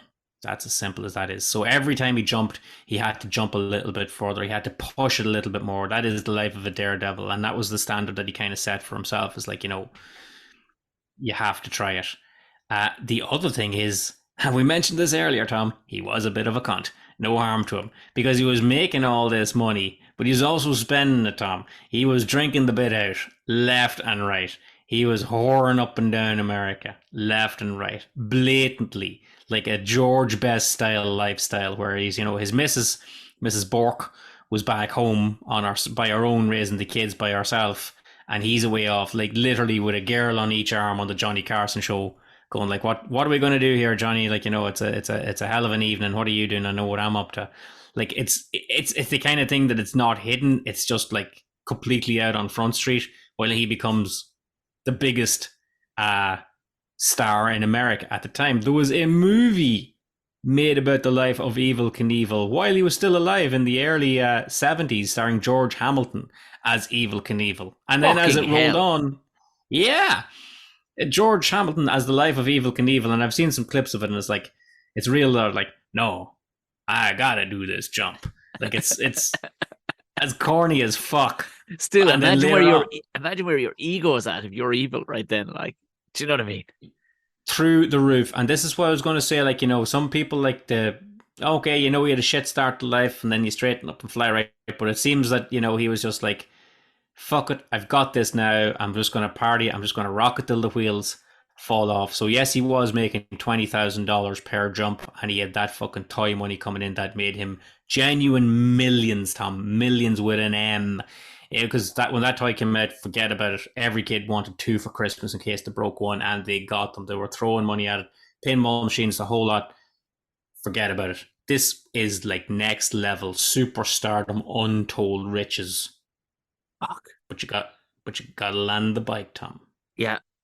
You gotta land the bike. Yeah. You got to land the bike. Okay, so what that brings us up to, Tom, is his one true ambition in life. Okay, like, we've got to remember this man's a carny at heart. Okay, I think we all know what's coming. This one, we all know what's coming. He's a circus guy, Tom. He's always got that one dream that this is the show that I'm going to put on. The show he wanted to do was he wanted to jump across the Grand Canyon. That's right. That's fucking right. Why wouldn't you? And let's look at the logistics of that, Tom. Do you know what I'm hearing? Do you remember Uncle Chip in Napoleon Dynamite when they're sitting on the back porch? And he's like, when I could have gone all stairs. Yeah, when I was in high school, I could have thrown this fucking ball over that mountain. And the mountain was it's like, no, you fucking couldn't. No, you couldn't. 5 miles away. Like, the thing that was stopping him from jumping the Grand Canyon wasn't just the fucking size of the Grand Canyon. The Grand Canyon is part of like the Parks Department of America or whatever the fuck they call it, and they were just like, no, sir, you're not coming into this area of untold beauty and building a ramp and bringing in a fucking circus full of people to do this. That's not happening, sir. So no, you will not be jumping the Grand Canyon. Yeah. For this and many other fucking reasons. So Evel Knievel says, all right, like, I need a canyon I can jump. So he basically bought a whole pile of property on an area called the Snake River Canyon. Great name. Exactly. Great name. I mean, if you're going to die in a canyon. It's kind of serendipitous that he's jumping over Snake Canyon after his first ever jump. Like, I mean, like, you Yeah. started from snakes, now you're in like one big ass fucking snake. So we bought the property, Tom, with the intention of jumping over it and selling tickets and having like a little because it was in the fucking arsehole of nowhere, right? Yeah. So what he was going to have was like sort of like an electric picnic style festival over a number of days, where he drew a crowd to it of like 20,000, 30,000 people, and they had a little fire fest because it was a shithole, no running water, everybody's like screaming and crying. And then at the end of it all, it culminated with Evel Knievel jumping across this canyon. Right. All right. Yeah. So, couple problems with that. All right. Uh, you can't jump it in a motorcycle. This man is busting his hole to jump 141 feet. Okay. Right. So it was kind of like, I'm going to jump it in a motorcycle. Terms and conditions apply. He was going to jump it in a very specially built motorcycle. He's going Okay. to jump it in a rocket powered motorcycle. Well, there we go. That's what I was thinking. I was like, well, what else would you pick? Okay. And then, like, to see, this thing in reality, it's a rocket.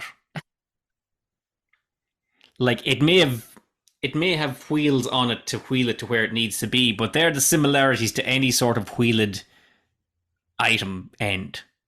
Yeah. Fucking two wheels doth not a motorbike make. No. This is an actual, like this is what Tintin went to the moon in.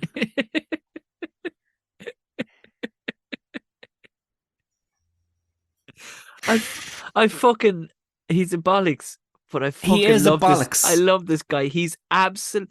How many blows to the head? Like it's clearly getting worse and worse for this guy because clearly Well, he's out of his fucking mind. The wife's at home. He's on national television with two birds. He's like, well, well, we are where we are. We are you know where we what? are, Johnny. It's you gotta drink a lot to have nerves of steel to jump a Grand Canyon. Not the Grand Canyon, just a grand size of a canyon. The Snake River Canyon. So this is he got the crowd. Don't get me wrong, and he got national, and it was like a media scrum. There was press everywhere, and it kind of dragged on because it was supposed to be this day, and then it was put off for a fortnight, and then it was put off for weeks because of the ramp wasn't built, and all this kind of horseshit, and it was dragging and dragging, and people were sort of saying like, this is some carny bullshit. This is never going to happen He's got a whatsoever, and this deposit is from everybody, of course, at the time. I'm guessing. right. Yeah. Um, and not for nothing as well, the festival itself drew an incredibly disreputable crowd because Evel Knievel had run afoul along the way of the Hells Angels, the Oh actual fuck. Sons of Anarchy Hells Angels, because he was doing infomercials. Like, he was trying to give back to the community, I suppose, but he was doing infomercials for where always wear a helmet when you're on a motorbike, kids, and kids don't attempt anything that you see here. And then also, not for nothing, every now and then he'd be like, "Oh, by the way, fuck the Hells Angels." What? Yeah, cunts, fuck That's them. that's where the guy's head was at. He Yeah, was that like we've all come across performers that when they blow up, they've stayed humble, but they're every so often to be that maniac. You're like, oh, you thought you were born to be this, and yeah. you're a fucking lunatic now. And he just took that and fucking ball and ran with it. The only thing I will say is that he had a lot of head trauma. That's all I'm saying. Is he was absolute. There was fucking scrambled eggs inside his head. That CTE was not well known at the time, Tom. But calling not out for the nothing as well. calling And out the Hells Angels. They're literally called the Hells oh, and Angels. there's footage of a Hell's Angel. Funny as these things go, there's footage of a Hell's Angel like approaching him after a jump somewhere. He's after doing a jump in fuck knows where, Boise, Idaho, or wherever it is, Oh, I and know a it Hell's well. Angel like jumps the railing and runs for him to kick the shit of him like in the arena, and then the crowd are like, "Oh, not too evil, you're not doing that." And then they rush to Hell's Angel and they beat the fucking dog piss out of him. And then So the it's other what? Hell's Angel, So now it's 1-0. and then the other Hell's Angels jump in, and there's just like an all-out riot, and Evel Knievel's been hauled out the back like real quick, and there's just like clear as day footage of these Hell's Angels just getting fucking smashed into the ground. Um, Good can night I though. get a waffle? They're just beating the fuck out of this guy. Good night if you were at it. Like you know what I All mean. right. But now the Snake River Canyon is being jumped, and the Hells Angels are like, all right, okay, fair enough. And this is like the action park of fucking jumps, Tom. There's no safety whatsoever. Beer is flowing like wine. There's like at the edge of the canyon where people are waiting to see this jump take place. There's like a rope, like it's Some fella in a brown coat, like going, stay back, stay back. exact. So the notion that this was a motorcycle jump that he drove up to a ramp and hit it and coasted across this canyon like fucking Homer Simpson on the skateboard, like Yeah, that's that's what I'm not saying. what greeted you when you got to Snake River. What you got was a damn near vertical ramp. So think of like a water slide, Tom. Think of like a damn near vertical water slide Yeah. with the X2 Sky Cycle at the bottom of it, pointing damn near straight up, with the intention that it would be launched into the sky and arc gracefully over the canyon, and then a parachute would be deployed and he would land on the other side. Mm. Now, I'd be asking for my money back if I was told that Evel Knievel was going to jump the Grand Canyon. Yeah, and he's got a parachute. I'm not interested. I'm Or not he's, interested. I've you tapped know, out. but with that being said, there still is a high chance that this man is going to explode and die.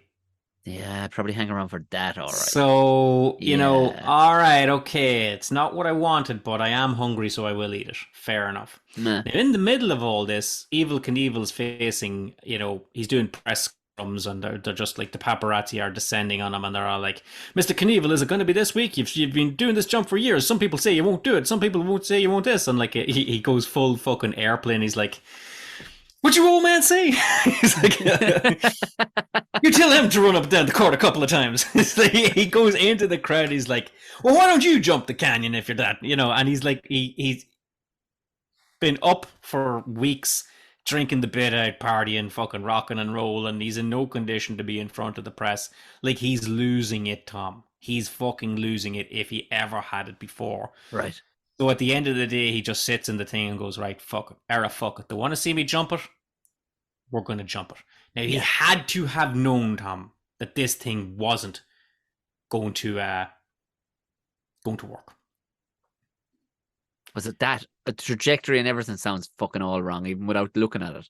But quite how much it wasn't going to work remains to be seen. Right. Okay? Like, he knew he was getting on a thing that in every test launch had smashed into the side of the canyon. Oh. Okay? Um, but he was in business. He had a whole pile of people that were investing money in him. Like, this was like, all right, Evil, like, we got to kind of fucking do it now, okay? Yeah, to be fair, he doesn't have a lot of strings to his bow. It's No. jumping motorbikes over shit. So, like, That's it. this is it. So, and not for nothing, he was in bed at this time with a businessman called Shelley Saltman, who was helping bankroll all this and making him a household name, and he was like his good pal and business partner. More on Shelley Saltman in a minute, my good man. A name like that, for God's sake. So right, September 8th, 1974. Here we go. We're putting this X2 somewhere over this canyon, right? Okay.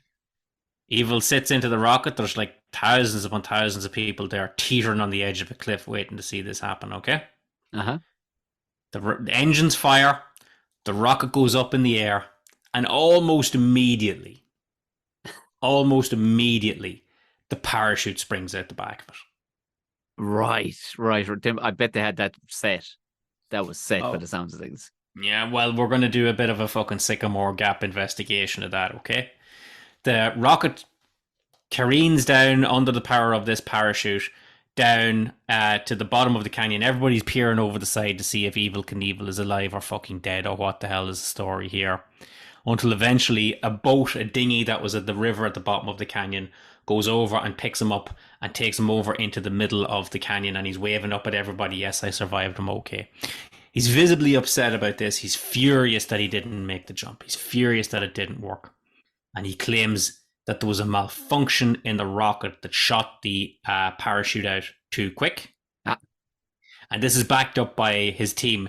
And you can hear it on the audio that they're like, hey, Evil, it wasn't your fault. The rocket, the guys said, yeah, the parachute deployed too quick, blah, blah, blah, all this kind of crack. Wasn't your fault, pal. God damn it, champ. You gave it your best go. You really did it. And remember what we said earlier about any time you didn't make a jump, you came back next year and you tried to do it again? Well, no, we're fucking not, pal. We're taking this money and we're running as fast as we can. Fucking hell. And they're The in. flip side of it, uh, as the engineers later said, that the parachute was controlled from inside by Evel Knievel himself on sort of a dead man lever, that he had to hold a lever back Yeah, you let so that go. if he went limp or let go or the G's got too much or whatever, he would let it go and out it came. And that the jolt of the engine bursting him forward jerked the thing out of his hand, and that's why the parachute went off. It did exactly what it was designed to do, and it did deploy too early, but it deployed too early because Evel Knievel Yeah, let go of it. yeah. What do you think happened, Tom? He got the shits. You got the shits, or he never intended to make the jump in the first place because he had your That's fucking money, one way or another. that's what I mean. The wheels were off the fucking wagon. The raw fucking the lad who jumped the snakes. That lad is gone. If the fucking limelight got the better of him, he fucking saw his mortality. He went, hold on. If I die, all the cool shit goes away. Why Yeah. would I do that? I could just stay being on Johnny Carson and just hanging out with birds in Vegas and stuff. This is fucking no. We'll put this fucking hoo-ha fucking snake oil fucking salesman bullshit together. Dog and pony show. Dog and pony show. And look at I get the fucking parachute out at the right time. It'll still look cool as shit. And look, they love me. They fucking love me anyway. They love me regardless. So look, let's do it. It's Fine, really fine. hard. You want me It's to do it? I'll really fucking hard do to it. say because I'm going to go through a couple of stories now. Here, we're actually getting nearing the end of the Evel Knievel story. Truth be known, I'm going to go through a couple of stories here where the old Evil kind of comes back, or you see that the mentality of the show must go on, and fucking if he dies, he dies. Um, exists. It just doesn't seem to have existed in this instance. I think in this instance he was like, "We're not fucking doing this, lads. So get me down safe." I suppose the money men got in, ideas men got in, the raw. Let's put out a couple of wedges and a few buses and jump it. That was gone out of the equation. He probably went along for the ride because he was probably steaming for the weeks running up to it and months running up to it. And he just went, all right, right. So what we're doing? What the fuck are we doing? We're a rocket. Okay, all right, Huh? okay. Hey, champ, check your trailer. I left 20 grand in there. But come back after the weekend and party. We'll have this all fixed. Okay. Well, you know what, that was a Snake River jump. So we're going to take you on further another little bit. The man is still jumping, but he's got to take this show international.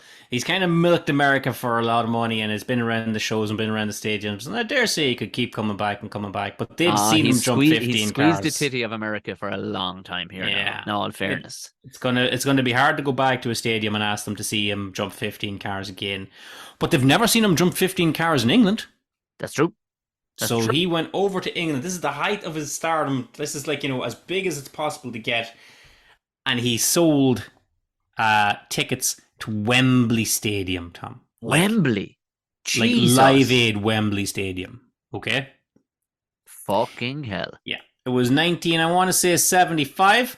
And he's going to jump, I believe it was like 18 red buses. And again, this is where I'm like 18 red buses, but like 2 of them are underneath the takeoff ramp and 2 of them are underneath the landing ramp. So there's some massaging of the figures there, but I'm not mad at you. And he Muhammad Ali the crowd into there. You know what I mean? Yes. Muhammad Ali, Yeah. didn't, there was as many people at a Muhammad Ali fight there to see him win as there was to see him get the shit kicked out of him because he was cocky and he was like, whatnot. So Evel Knievel went over to Wembley Stadium with fuck all tickets sold. But he went on the talk shows and he did appearances at schools. And he was very much a cocky, brash American who won the war for England. Like, oh yeah, you guys, you love us Americans over here. Sure, we helped you win. We Look at won the my war for teeth. you. Look at my teeth, kids. Yeah, They're and all it got mine. they had the kids' money anyway. Like the kids wanted to go see it. The parents didn't want to go see it until the dad said, I can go see this guy die with the fucking best of them. Yeah, yeah. I concur with all of that. So he did the big jump in Wembley Stadium, and this is the second time I believe in Tom and Jerry show history, Tom, and the other instance happened during this podcast where we invite you to stop listening to us and go look at the footage of the Wembley jump because I don't think we can do it justice. He doesn't Oh, make it. oh, lovely, Yeah. lovely. It is a catastrophe and he survives. He is the Sefton of motorcycle crashes. My good Jesus Christ, traveled, sold all those. You know what? But he gave the crowd kind of what they wanted. You He know? gave the crowd what they wanted. He fucking eats shit on this like nobody I've ever seen in my life. It is absolutely fucking brutal, Tom. He's absolutely shattered to pieces, legs broken, hip broken, ribs gone, wrist gone again. Like the man is fucking a porcelain doll that was dropped. But he has enough wherewithal to ask at the end of it to be lifted up so that he can walk out. And like his legs are spaghetti at this stage. Like Yeah, you. he Jesus can't he Christ. can't walk. So basically, he's dragged out with his toes on the ground. But in the meantime, he asks for a microphone to come over for an interview, and he tells the people of Wembley Stadium, "Ladies and gentlemen, you have seen my last jump. I will not jump again." Jesus Christ, what a man. A year later, he jumped again, Tom. Yeah, of Uh, course he did. Of course he did. because Yeah. it's one thing to see Evel Knievel's farewell, but it's quite another thing to see his comeback. Jesus Christ, but even if you're from an Evel Knievel, you know that years you were in hospital and all those hospital bills rack up and all the rest of it because you ain't got that limey insurance. You Uh know, it's it's gonna it's I guess guarantee you the tank was fairly empty by the time the plans of fucking jumping again where the wheels started going and go, yeah, guys, you know what, there's here's the thing: he still has that toy money coming in because even if he never jumps another thing in his life, he is a national hero. He's a real life superhero. He's a real life action figure, and you can buy that goddamn toy. yeah. And that is putting millions in his pocket, left, right, and center. But he is drawn back out of retirement for one last jump several times. It's the kind of thing where and I can't knock the grift of it. I can't knock the carny of it. That it's like the Eagles make comebacks all the time. Yeah, but again, it's like James Brown going down on his knees and they put the towel around. It was like, no, I can Yeah, do it. I can finish it off. like it's. You might have never wanted to see. I use the Eagles again. You might say, well, I've never wanted to see the Eagles before, but like, fuck, I might never get to see them again. So maybe I will get a ticket to it now. I mean, this could be the last hurrah. And he jumps a whole pile of stuff and he's doing just fine. He breaks a couple of things here and there, but nothing like major. Like at this stage, he's just an habitual fucking limb breaker. He holds the Guinness Book of World Records record for most limbs broken in a single human being at around about 430. Oh my God. But people are like, if your arm's broken in two places, is that two breaks? I guess. Oh yeah. I mean, he doesn't have like 400 and whatever. He's broken a few things a few times. Do you know what I mean? Yeah, exactly. Like he's broken, so I He mean, broke like, his nuts for fuck's sake. he broke his nuts. Does that count for two? What are we talking about here? Yeah. Yeah. So there's a little bit of the massaging of the figures there, but I'm not mad at it, Tom. His last jump, or his last attempt at a jump, we was going to jump. Started from snakes, Tom. There's only one place we can go from snakes. God damn it, he's got to go back. Alligators. More late 70s. What's in the movie theaters? Sharks. Boom.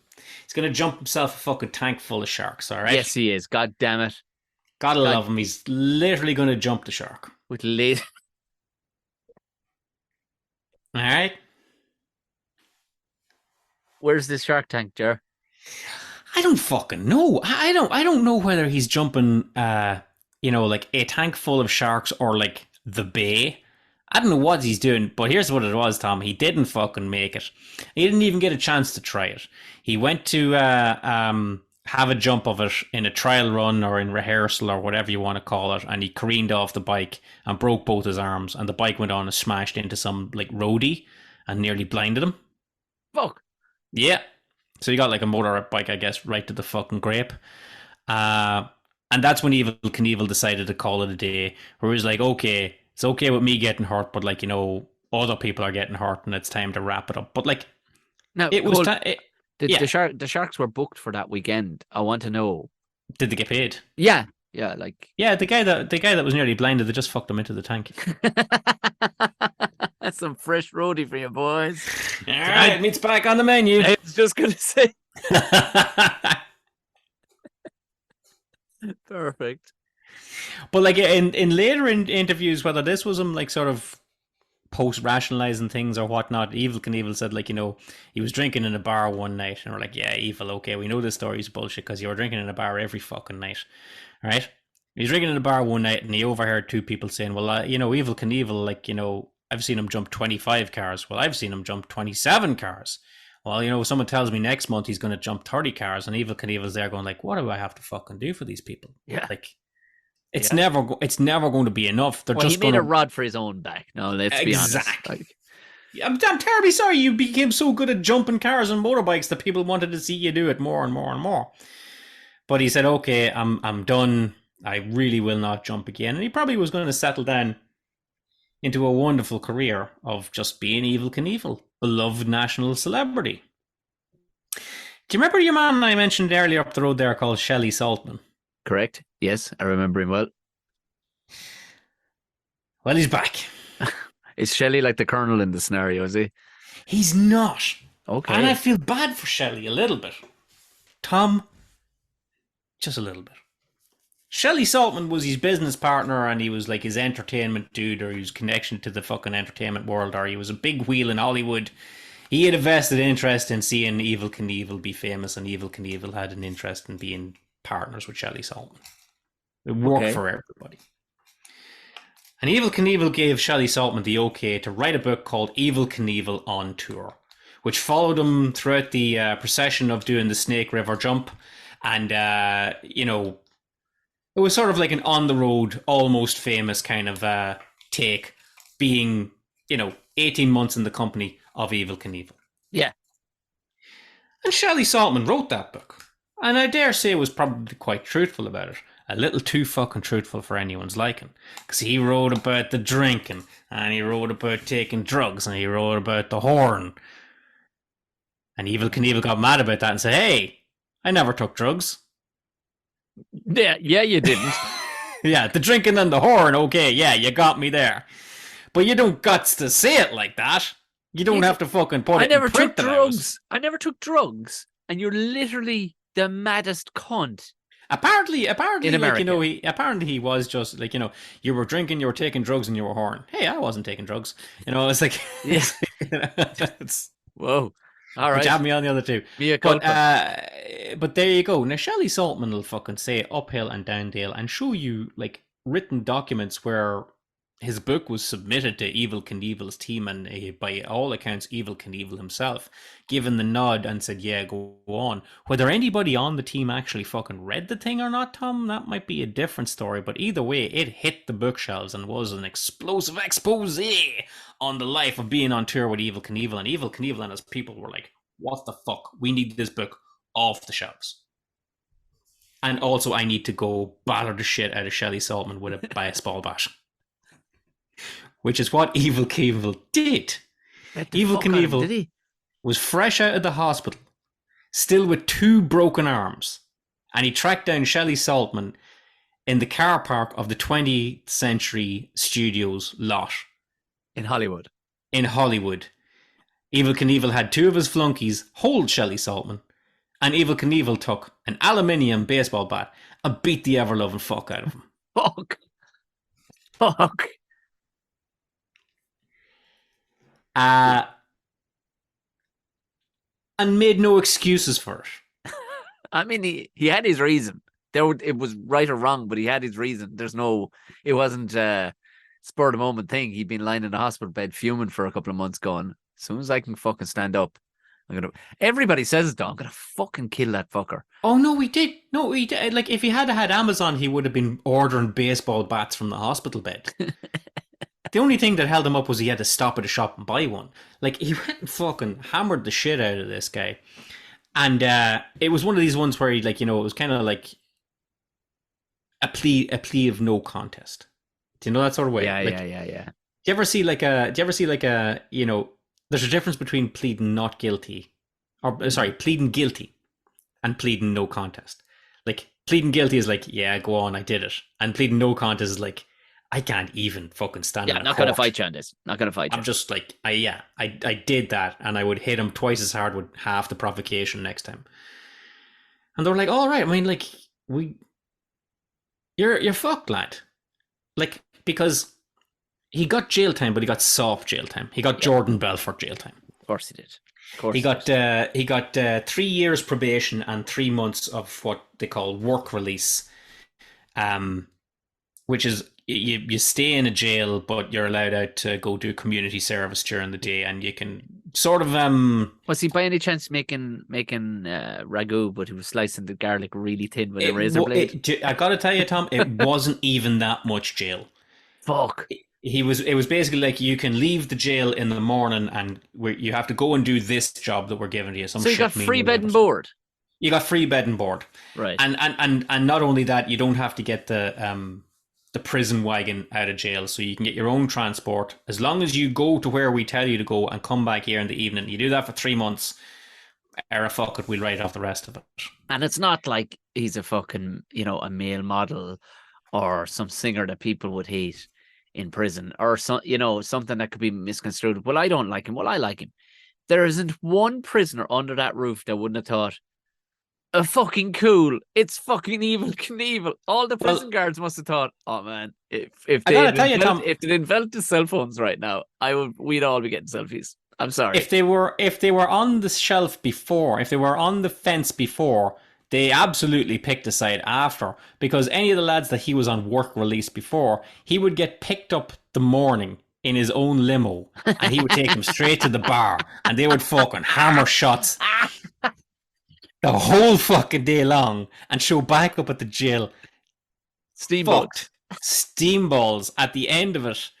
And then it'd be like, all right, same again tomorrow, lads. And that's when the warden was like, no, Evel, like, brother, we're giving you every chance here to not do this, but we're going to have to give you actual jail time now. So he was boarding with the warden, Tom. He was in the Grey Bar Hotel, and he got actual jail time. And when he got out, he was poison. All right. Even the good folk back in Butte, Montana said, you know what? Yeah, we do like a bit of frontier justice, and we solve our problems with our fists, but we don't get somebody to hold down a fucking dude called Shelley Saltman, this little fucking middle house of a lad, and hammer the fuck out of him with a baseball bat. That's a bit much. You're a tramp.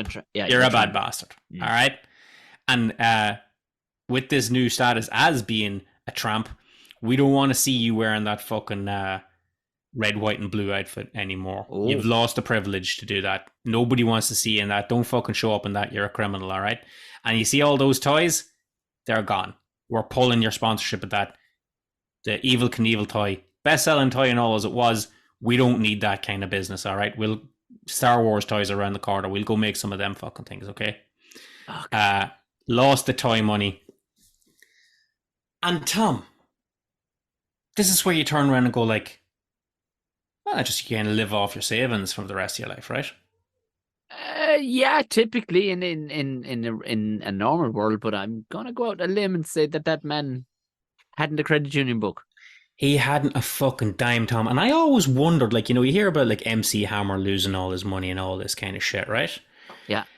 And you're like, how do you lose your house? How do you one day have $5 million and next day lose your house? How do you not own that outright? It's I suppose this kind of way? You go overdrawn is the problem. You go overdrawn, you start busting out credit cards, and they go, well, look, the only thing you've got has to be settled. And Like this is I went out one time over the summer there. I was brought out one time over the summer on a bit of on a good night out. And do you ever like go to a place where you see where the other other half live? I know exactly what you're talking about. I frequented these venues back at a certain time. I know. I'd never Yeah, lived in this sort of like where you're like Jesus Christ, like to hang up my jacket is 50 quid. Like it's yeah, yeah, this kind of way. But I gotta tell you, I experienced that one time in my lifetime, and if I had the money, I'd be taking you all there in the morning. yeah. I'd be like, That's fucking know a place, lads. Yeah, because that's the thing. There's things in you like the humble person in you for the first 2 minutes of like, oh God, I couldn't live with this shit, and but then you see, when you do start getting made like if I'm a special person in here. I'm a This special is, person, and I and would do this every Sunday. why shouldn't I be? Why shouldn't they? Why should I am fucking special? Why Yeah, fucking you know what? Fuck all of you. Fuck yeah. all of you if you weren't Uh, lucky enough, if you didn't have the fucking wherewithal to jump snakes. I'm fucking special. Fuck all of you. I'm fucking well, Evel Knievel. there you go, Evil, and it all came back to him. He got Rocky fived, Tom. He got Rocky fived in a fucking tough way. He lost everything. He lost his fucking house, his collection of cars, his collection of motorbikes. Like he I don't know. I like. I'd love to tell you he's got a third act, but he really doesn't. Even Ms. Bork, he eventually got tired of his horn ways and went off. And he did marry this other lassie. Her name was Crystal Kennedy. That's two K's, by the way. Uh, so she's like a lovely lady, Right. but of the gosh, gee, there, how you doing? Kind of, Yeah. Yeah. Yeah. oh my, kind of way. But a lovely lady who married him in the 90s. After Ms. Bork fucked off. And then him and his new lady wife, Crystal, with a K, Tom, they toured America in a bus selling knickknacks Oh, Jesus. and selling, autographed 8x10 glossies and Evel Knievel's art. I probably would have bought it though. I mean, like this I is probably would have bought it. it's It's the it's the wrestler same. story, isn't it? It's the It's the wrestler. wrestler story. You know what I mean? Like you come off the end of it, and then you just make your money on the conventions. And like I say, periods before 40 years beforehand, people might have paid a nickel to see Evel Knievel. Jump three cars. Well, you fast forward 40 years, and then you have people who might pay $10 to get a signed photo. Yeah. Like it's a cautionary tale for anybody out there thinking of, the stunt world, the daredevil world. You got to set up a fucking standing order, lads. Regardless of how Like, fucking you got to set up a fucking direct debit on a weekly basis. You let me gotta. tell you, Tom, I'm tired telling the good folks that listen to the Tom and Jerry podcast, it ain't what you make, it's what you save. There you go. There you So go. that was Evel Knievel. There is no delightful third act or anything like that. Years have been smashed into the ground, caught up with him. He struggled to walk. He struggled to get around the place. Wouldn't you know his fucking liver was at him for some strange reason, Tom? Uh-huh. And then eventually, the tabs caught up to him as well, and he had like a whole pile of like lung problems and pulmonary things, and he had like he had to have like supplementary oxygen with him all the time, and the thing in the nose, like he was struggling to breathe and all this kind of thing. Like even interviews and all this kind of crack come the end of it, it was like, I can give you 5 minutes and then I'm gonna need to go sit down in a room and settle myself. Fuck. And then he died, Tom. That And then he happens. died in That happens. 2007, age 69, from complications arising from everything we have there. A sad end, one would say, to the life of Evel Knievel, but an end brought about by Evel Knievel. Yeah, but I mean, yeah, 100% it was brought about by Evel Knievel. But like so many of these, like Elvis, like Cash even, but there was no roadmap at all. No, There was no roadmap. no, there really wasn't. I, This I was uncharted territory. I read a book, read a great book one time called Deep Fried Twinkies and Buckle Bunnies, Oh, and nice. it follows the what do they call it, NBR, the National Bull Riding, Nice. the F1 basically of National Bull Riding. Yes. It's a very entertaining book because it's guy writing it. I don't know, is he a British journalist, but he had no grasp of this thing at all, but he followed it around and wrote, and the whole thing was he was trying to at everyone the legendary thing was this deep fried Twinkie Yeah. that could be gotten, and he couldn't get one. Another fucking corn dog at this one. It was this, and it was all these mini chapters. There's loads and loads of chapters going around to each place, like that Butte, Montana, fucking. But the fucking what he was talking about was the evolution of the riders. These fucking maniacs getting on these fucking how 2,000 pound fucking meanest, nastiest fucking bulls that want to kill you. They don't just want to get you off; they want to stomp your fucking sternum through the ground. But he talked about a legendary guy called JP Mooney who was coming on the scene at the time, and even he was new school by the standards of the old school lads who just strapped themselves up, and there was guys just chasing the dream, making a couple of dollars each one, but they were fucked. But what he was seeing was the evolution of how guys were looking back and going, oh, he doesn't take care of himself at all. Oh, he doesn't. Oh, he doesn't wear he won't even wear a padded vest, let alone Right. got his hat on, where helmets are starting to come in. And now, because I still have a slight interest in it, you see guys now, they're doing yoga, they're fucking supplements, they're really minding themselves. And JP Mooney now is this fucking beaten up hardcore. And you'll often hear you'll hear it on TikTok and Instagram. People will use the soundbite that is, he's a $7 million bull rider, and it's just, that's how they introduce it, because that's how many gold belts or buckles he's won. But even he's going, these guys are soft as shit. I mean, and he's just got a fag hanging out of his mouth. I'd take a shot of fucking, wild turkey, and I'd get in the fucking son of a bitch, and I'd just go ahead and fucking ride that son of a bitch in the fucking ground. And these other guys now, it's because the roadmap has been drawn by all these hardened guys who died in their 50s because of complications and stuff like that, or couldn't walk from the age of fucking 45 onwards. Now lads are wearing helmets, they're wearing proper gear, I know. It's just like I say. You nailed it there, Tom. There was no roadmap for No. them. Even if the direction that you needed was down this ramp and up that other one. But it did kick off a legacy, and that's where we're going to cap this off with, like, honestly, 2 sentences, Tom. Robbie Knievel. No. That's Evel Knievel's son, who was with him throughout the whole lot, who became a daredevil in and of his own right. And I want to say, Tom, as we said earlier in the thing, when we believe we seen Evel Knievel jump Caesar Palace in the 90s, we saw Robbie Knievel jump Caesar Palace. I think the scales of that Mandela effect have started tipping in my head right now. Yeah, and I think because you he are actually, fucking right. He did come back and follow in his dad's footsteps and jump the Caesar's Palace, and he made it safely, not for nothing. Because at this stage, to your point, he was on a better bike that had a bit of suspension. It was more of a fucking John Connor scrambler than a thing. And that was probably why Robbie Knievel never became a star like his father, for a couple of reasons, okay? Number one, the danger wasn't there. Number two, the uniqueness wasn't there. And number three, and this is a very important thing, and this is why we're doing a podcast about Evel Knievel 40 years later, Tom. This is why we do podcasts about Fred Dibnah or Dolly Parton, or, you need to have a very certain thing that gets you away from the ordinary into the stratosphere. Just that one element that makes you a household name, no matter what your chosen field is. Maverick. You've got to be a maverick. Yeah, you gotta have the showmanship, Tom.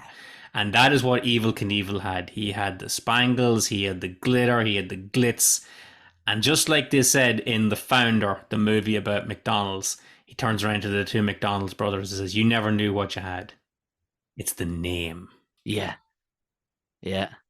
It's the name. Evel Knievel. Because fucking Sean Malone could jump all the fucking diggers he wanted. Yeah. Yeah. I mean, and he wasn't going to be a star. Awful Schnoffel wasn't going doing fuck all. You know what I mean? Awful Snoffel. You know, more an awful Snoffel, awful Noffel in In the season 8. next series of the Tom and Jerry show, because Tom, we're out of here, buddy. That is season 7. How'd you like that? Jesus Christ, that it zipped by, and I think Jesus, we we pretty much have a smorgasbord. Fuck me. There is nobody, there isn't something in that season for, if there isn't something in that season for you, then by Jesus Christ, we ain't got it. We ain't got It it. ain't in the shop. It ain't in the shop. And we have a lot in the shop. I Yeah. mean, I have made more notes of people and things and places and ideas that we want to do for the coming Yeah. seasons and stuff like that. But if you're waiting around for our Marie Kondo episode, waiting you'll be. Oh well, That's yeah, you know. I mean, you can find all the spark you want in folding a Yes, indeed. t-shirt as she talks about it, but I don't know that we can find an hour and a half of a podcast I'm in it. reticent to do anything on a person who doesn't actually speak English on an English speaking TV show. I mean, the balls on that woman are fucking phenomenal. Like they're You're really talking me into a Marie Kondo episode now that you're we now should that I actually do apply a bit of thought to it. But regardless of which, who knows what the future of the Tom and Jerry show holds? Season 8, will we do it? Will you ever hear from us again? Well, I'll tell you one thing, Tom. If you're very, very good, you might hear from us with a special festive episode, but only if you're good boys and girls and you aren't, cunts. But if you want to know when a Christmas episode might drop, a theoretical Christmas episode, Tom, Mhm. might drop, you're going to have to follow us on the social medias. I'm sorry to say. You can follow me on at Jerry McBride, him on at Tom_O'Mahony, or indeed the at Tom and Jerry show, or some variation of that will get you on your Twitters and your Instagrams. Not so much on the Facebooks or anything like that. And I'm not handing out my phone number. So it's either of those things. Probably best on the old Instagrams. Jerry's very good on that. He posts. He'll give you plenty of notice if and when we do get around to doing a Christmas one. We've been pretty good at turning out a Christmas one. So, but I think we look, we'll do our damnedest for you. We'll do our damnedest. You know what I mean? Like, I don't want to. Yeah, I don't want to be my mom every now and then. Like, she go, I'm not going to bother putting a tree up this year. And then like there'd be, of course, a tree would go up. Look, we're just being a couple of out parents. We are like your parents. We are same sex parents, which is very woke of us, by the way. Think of us that way, in that we're him and hawing, arsing back and forth. But in your soul of souls, when you come home to see us, in around the latter end of December, there'll be a fucking tree up, and we'll have done a fucking episode. We got a turkey and everything. But Tom, like between now and then, if these people want to increase the chances of getting a Christmas episode, then they got to do us a favor, don't they? Look at rate whatever you're listening on. If this is your first time joining in fairness, a good for you have rated it. Give it the 5 stars if it's our Spotify, which is a lottie. But if it's iTunes, fucking podcasts or Apple Podcasts or whatever it's called now, if you can give it a rating, please do, and maybe write us a review, because all that stuff goes to making it more visible to new people on board. And the more people we get, the more easy it is for us to go around fucking making more justifiable that it, to making another podcast. Sharing is very important. We've had some really nice interactions on Twitter, and I sent you on some great stuff as well. We got this. It's all beautiful. We love to see it. Makes my heart sing, Tom. Do give us the interactions if your take on any of the episodes. If you find yourself all the way back, some lads, like I said, have found them. They've gone, oh fuck it. They're in the digger. They're in the truck. They're in the fucking operating theater. Whatever profession you're in, and they found themselves all the way back to when we used to record in our cars. Do go back, let us know, because I forgot a load of the shit that we talked about. Cost you nothing. Do if you would give it a share, tag us on it. The Tom and Jerry show on, like Jerry was saying, on Twitter or Instagram are probably the most visible places and the less miserable places where you'll find it. They won't get hid between the fucking cracks of algorithms and all the rest of it. But sure, not for nothing, seeing as how it is the last episode of the series, what was your favorite episode of season 7? Let us know. We might do more of it, or less of the ones you don't like, or it might not influence us one way or the other. I do like we get suggestions of people, and it's like it's right up alongside some of the ones we've already done. We've tried. Yeah, there was a couple of that there this year. I was like, oh, fuck, are you listening? And I like it. It's at my house right now. But to be fair, I think we've been pushing the shuffleboard of notions around the deck of the ship that we're on, and I think we've touched on as wide a range. We'll probably go wide again if we ever get to do another season. You just don't know. You just don't know. Tom, I have to go put out a big wash. Fair play. I'm gasping for the want of a supper tea. There you go. Wrap it up, buddy. Take it home. Right. Pleasure doing business with you again. Good luck.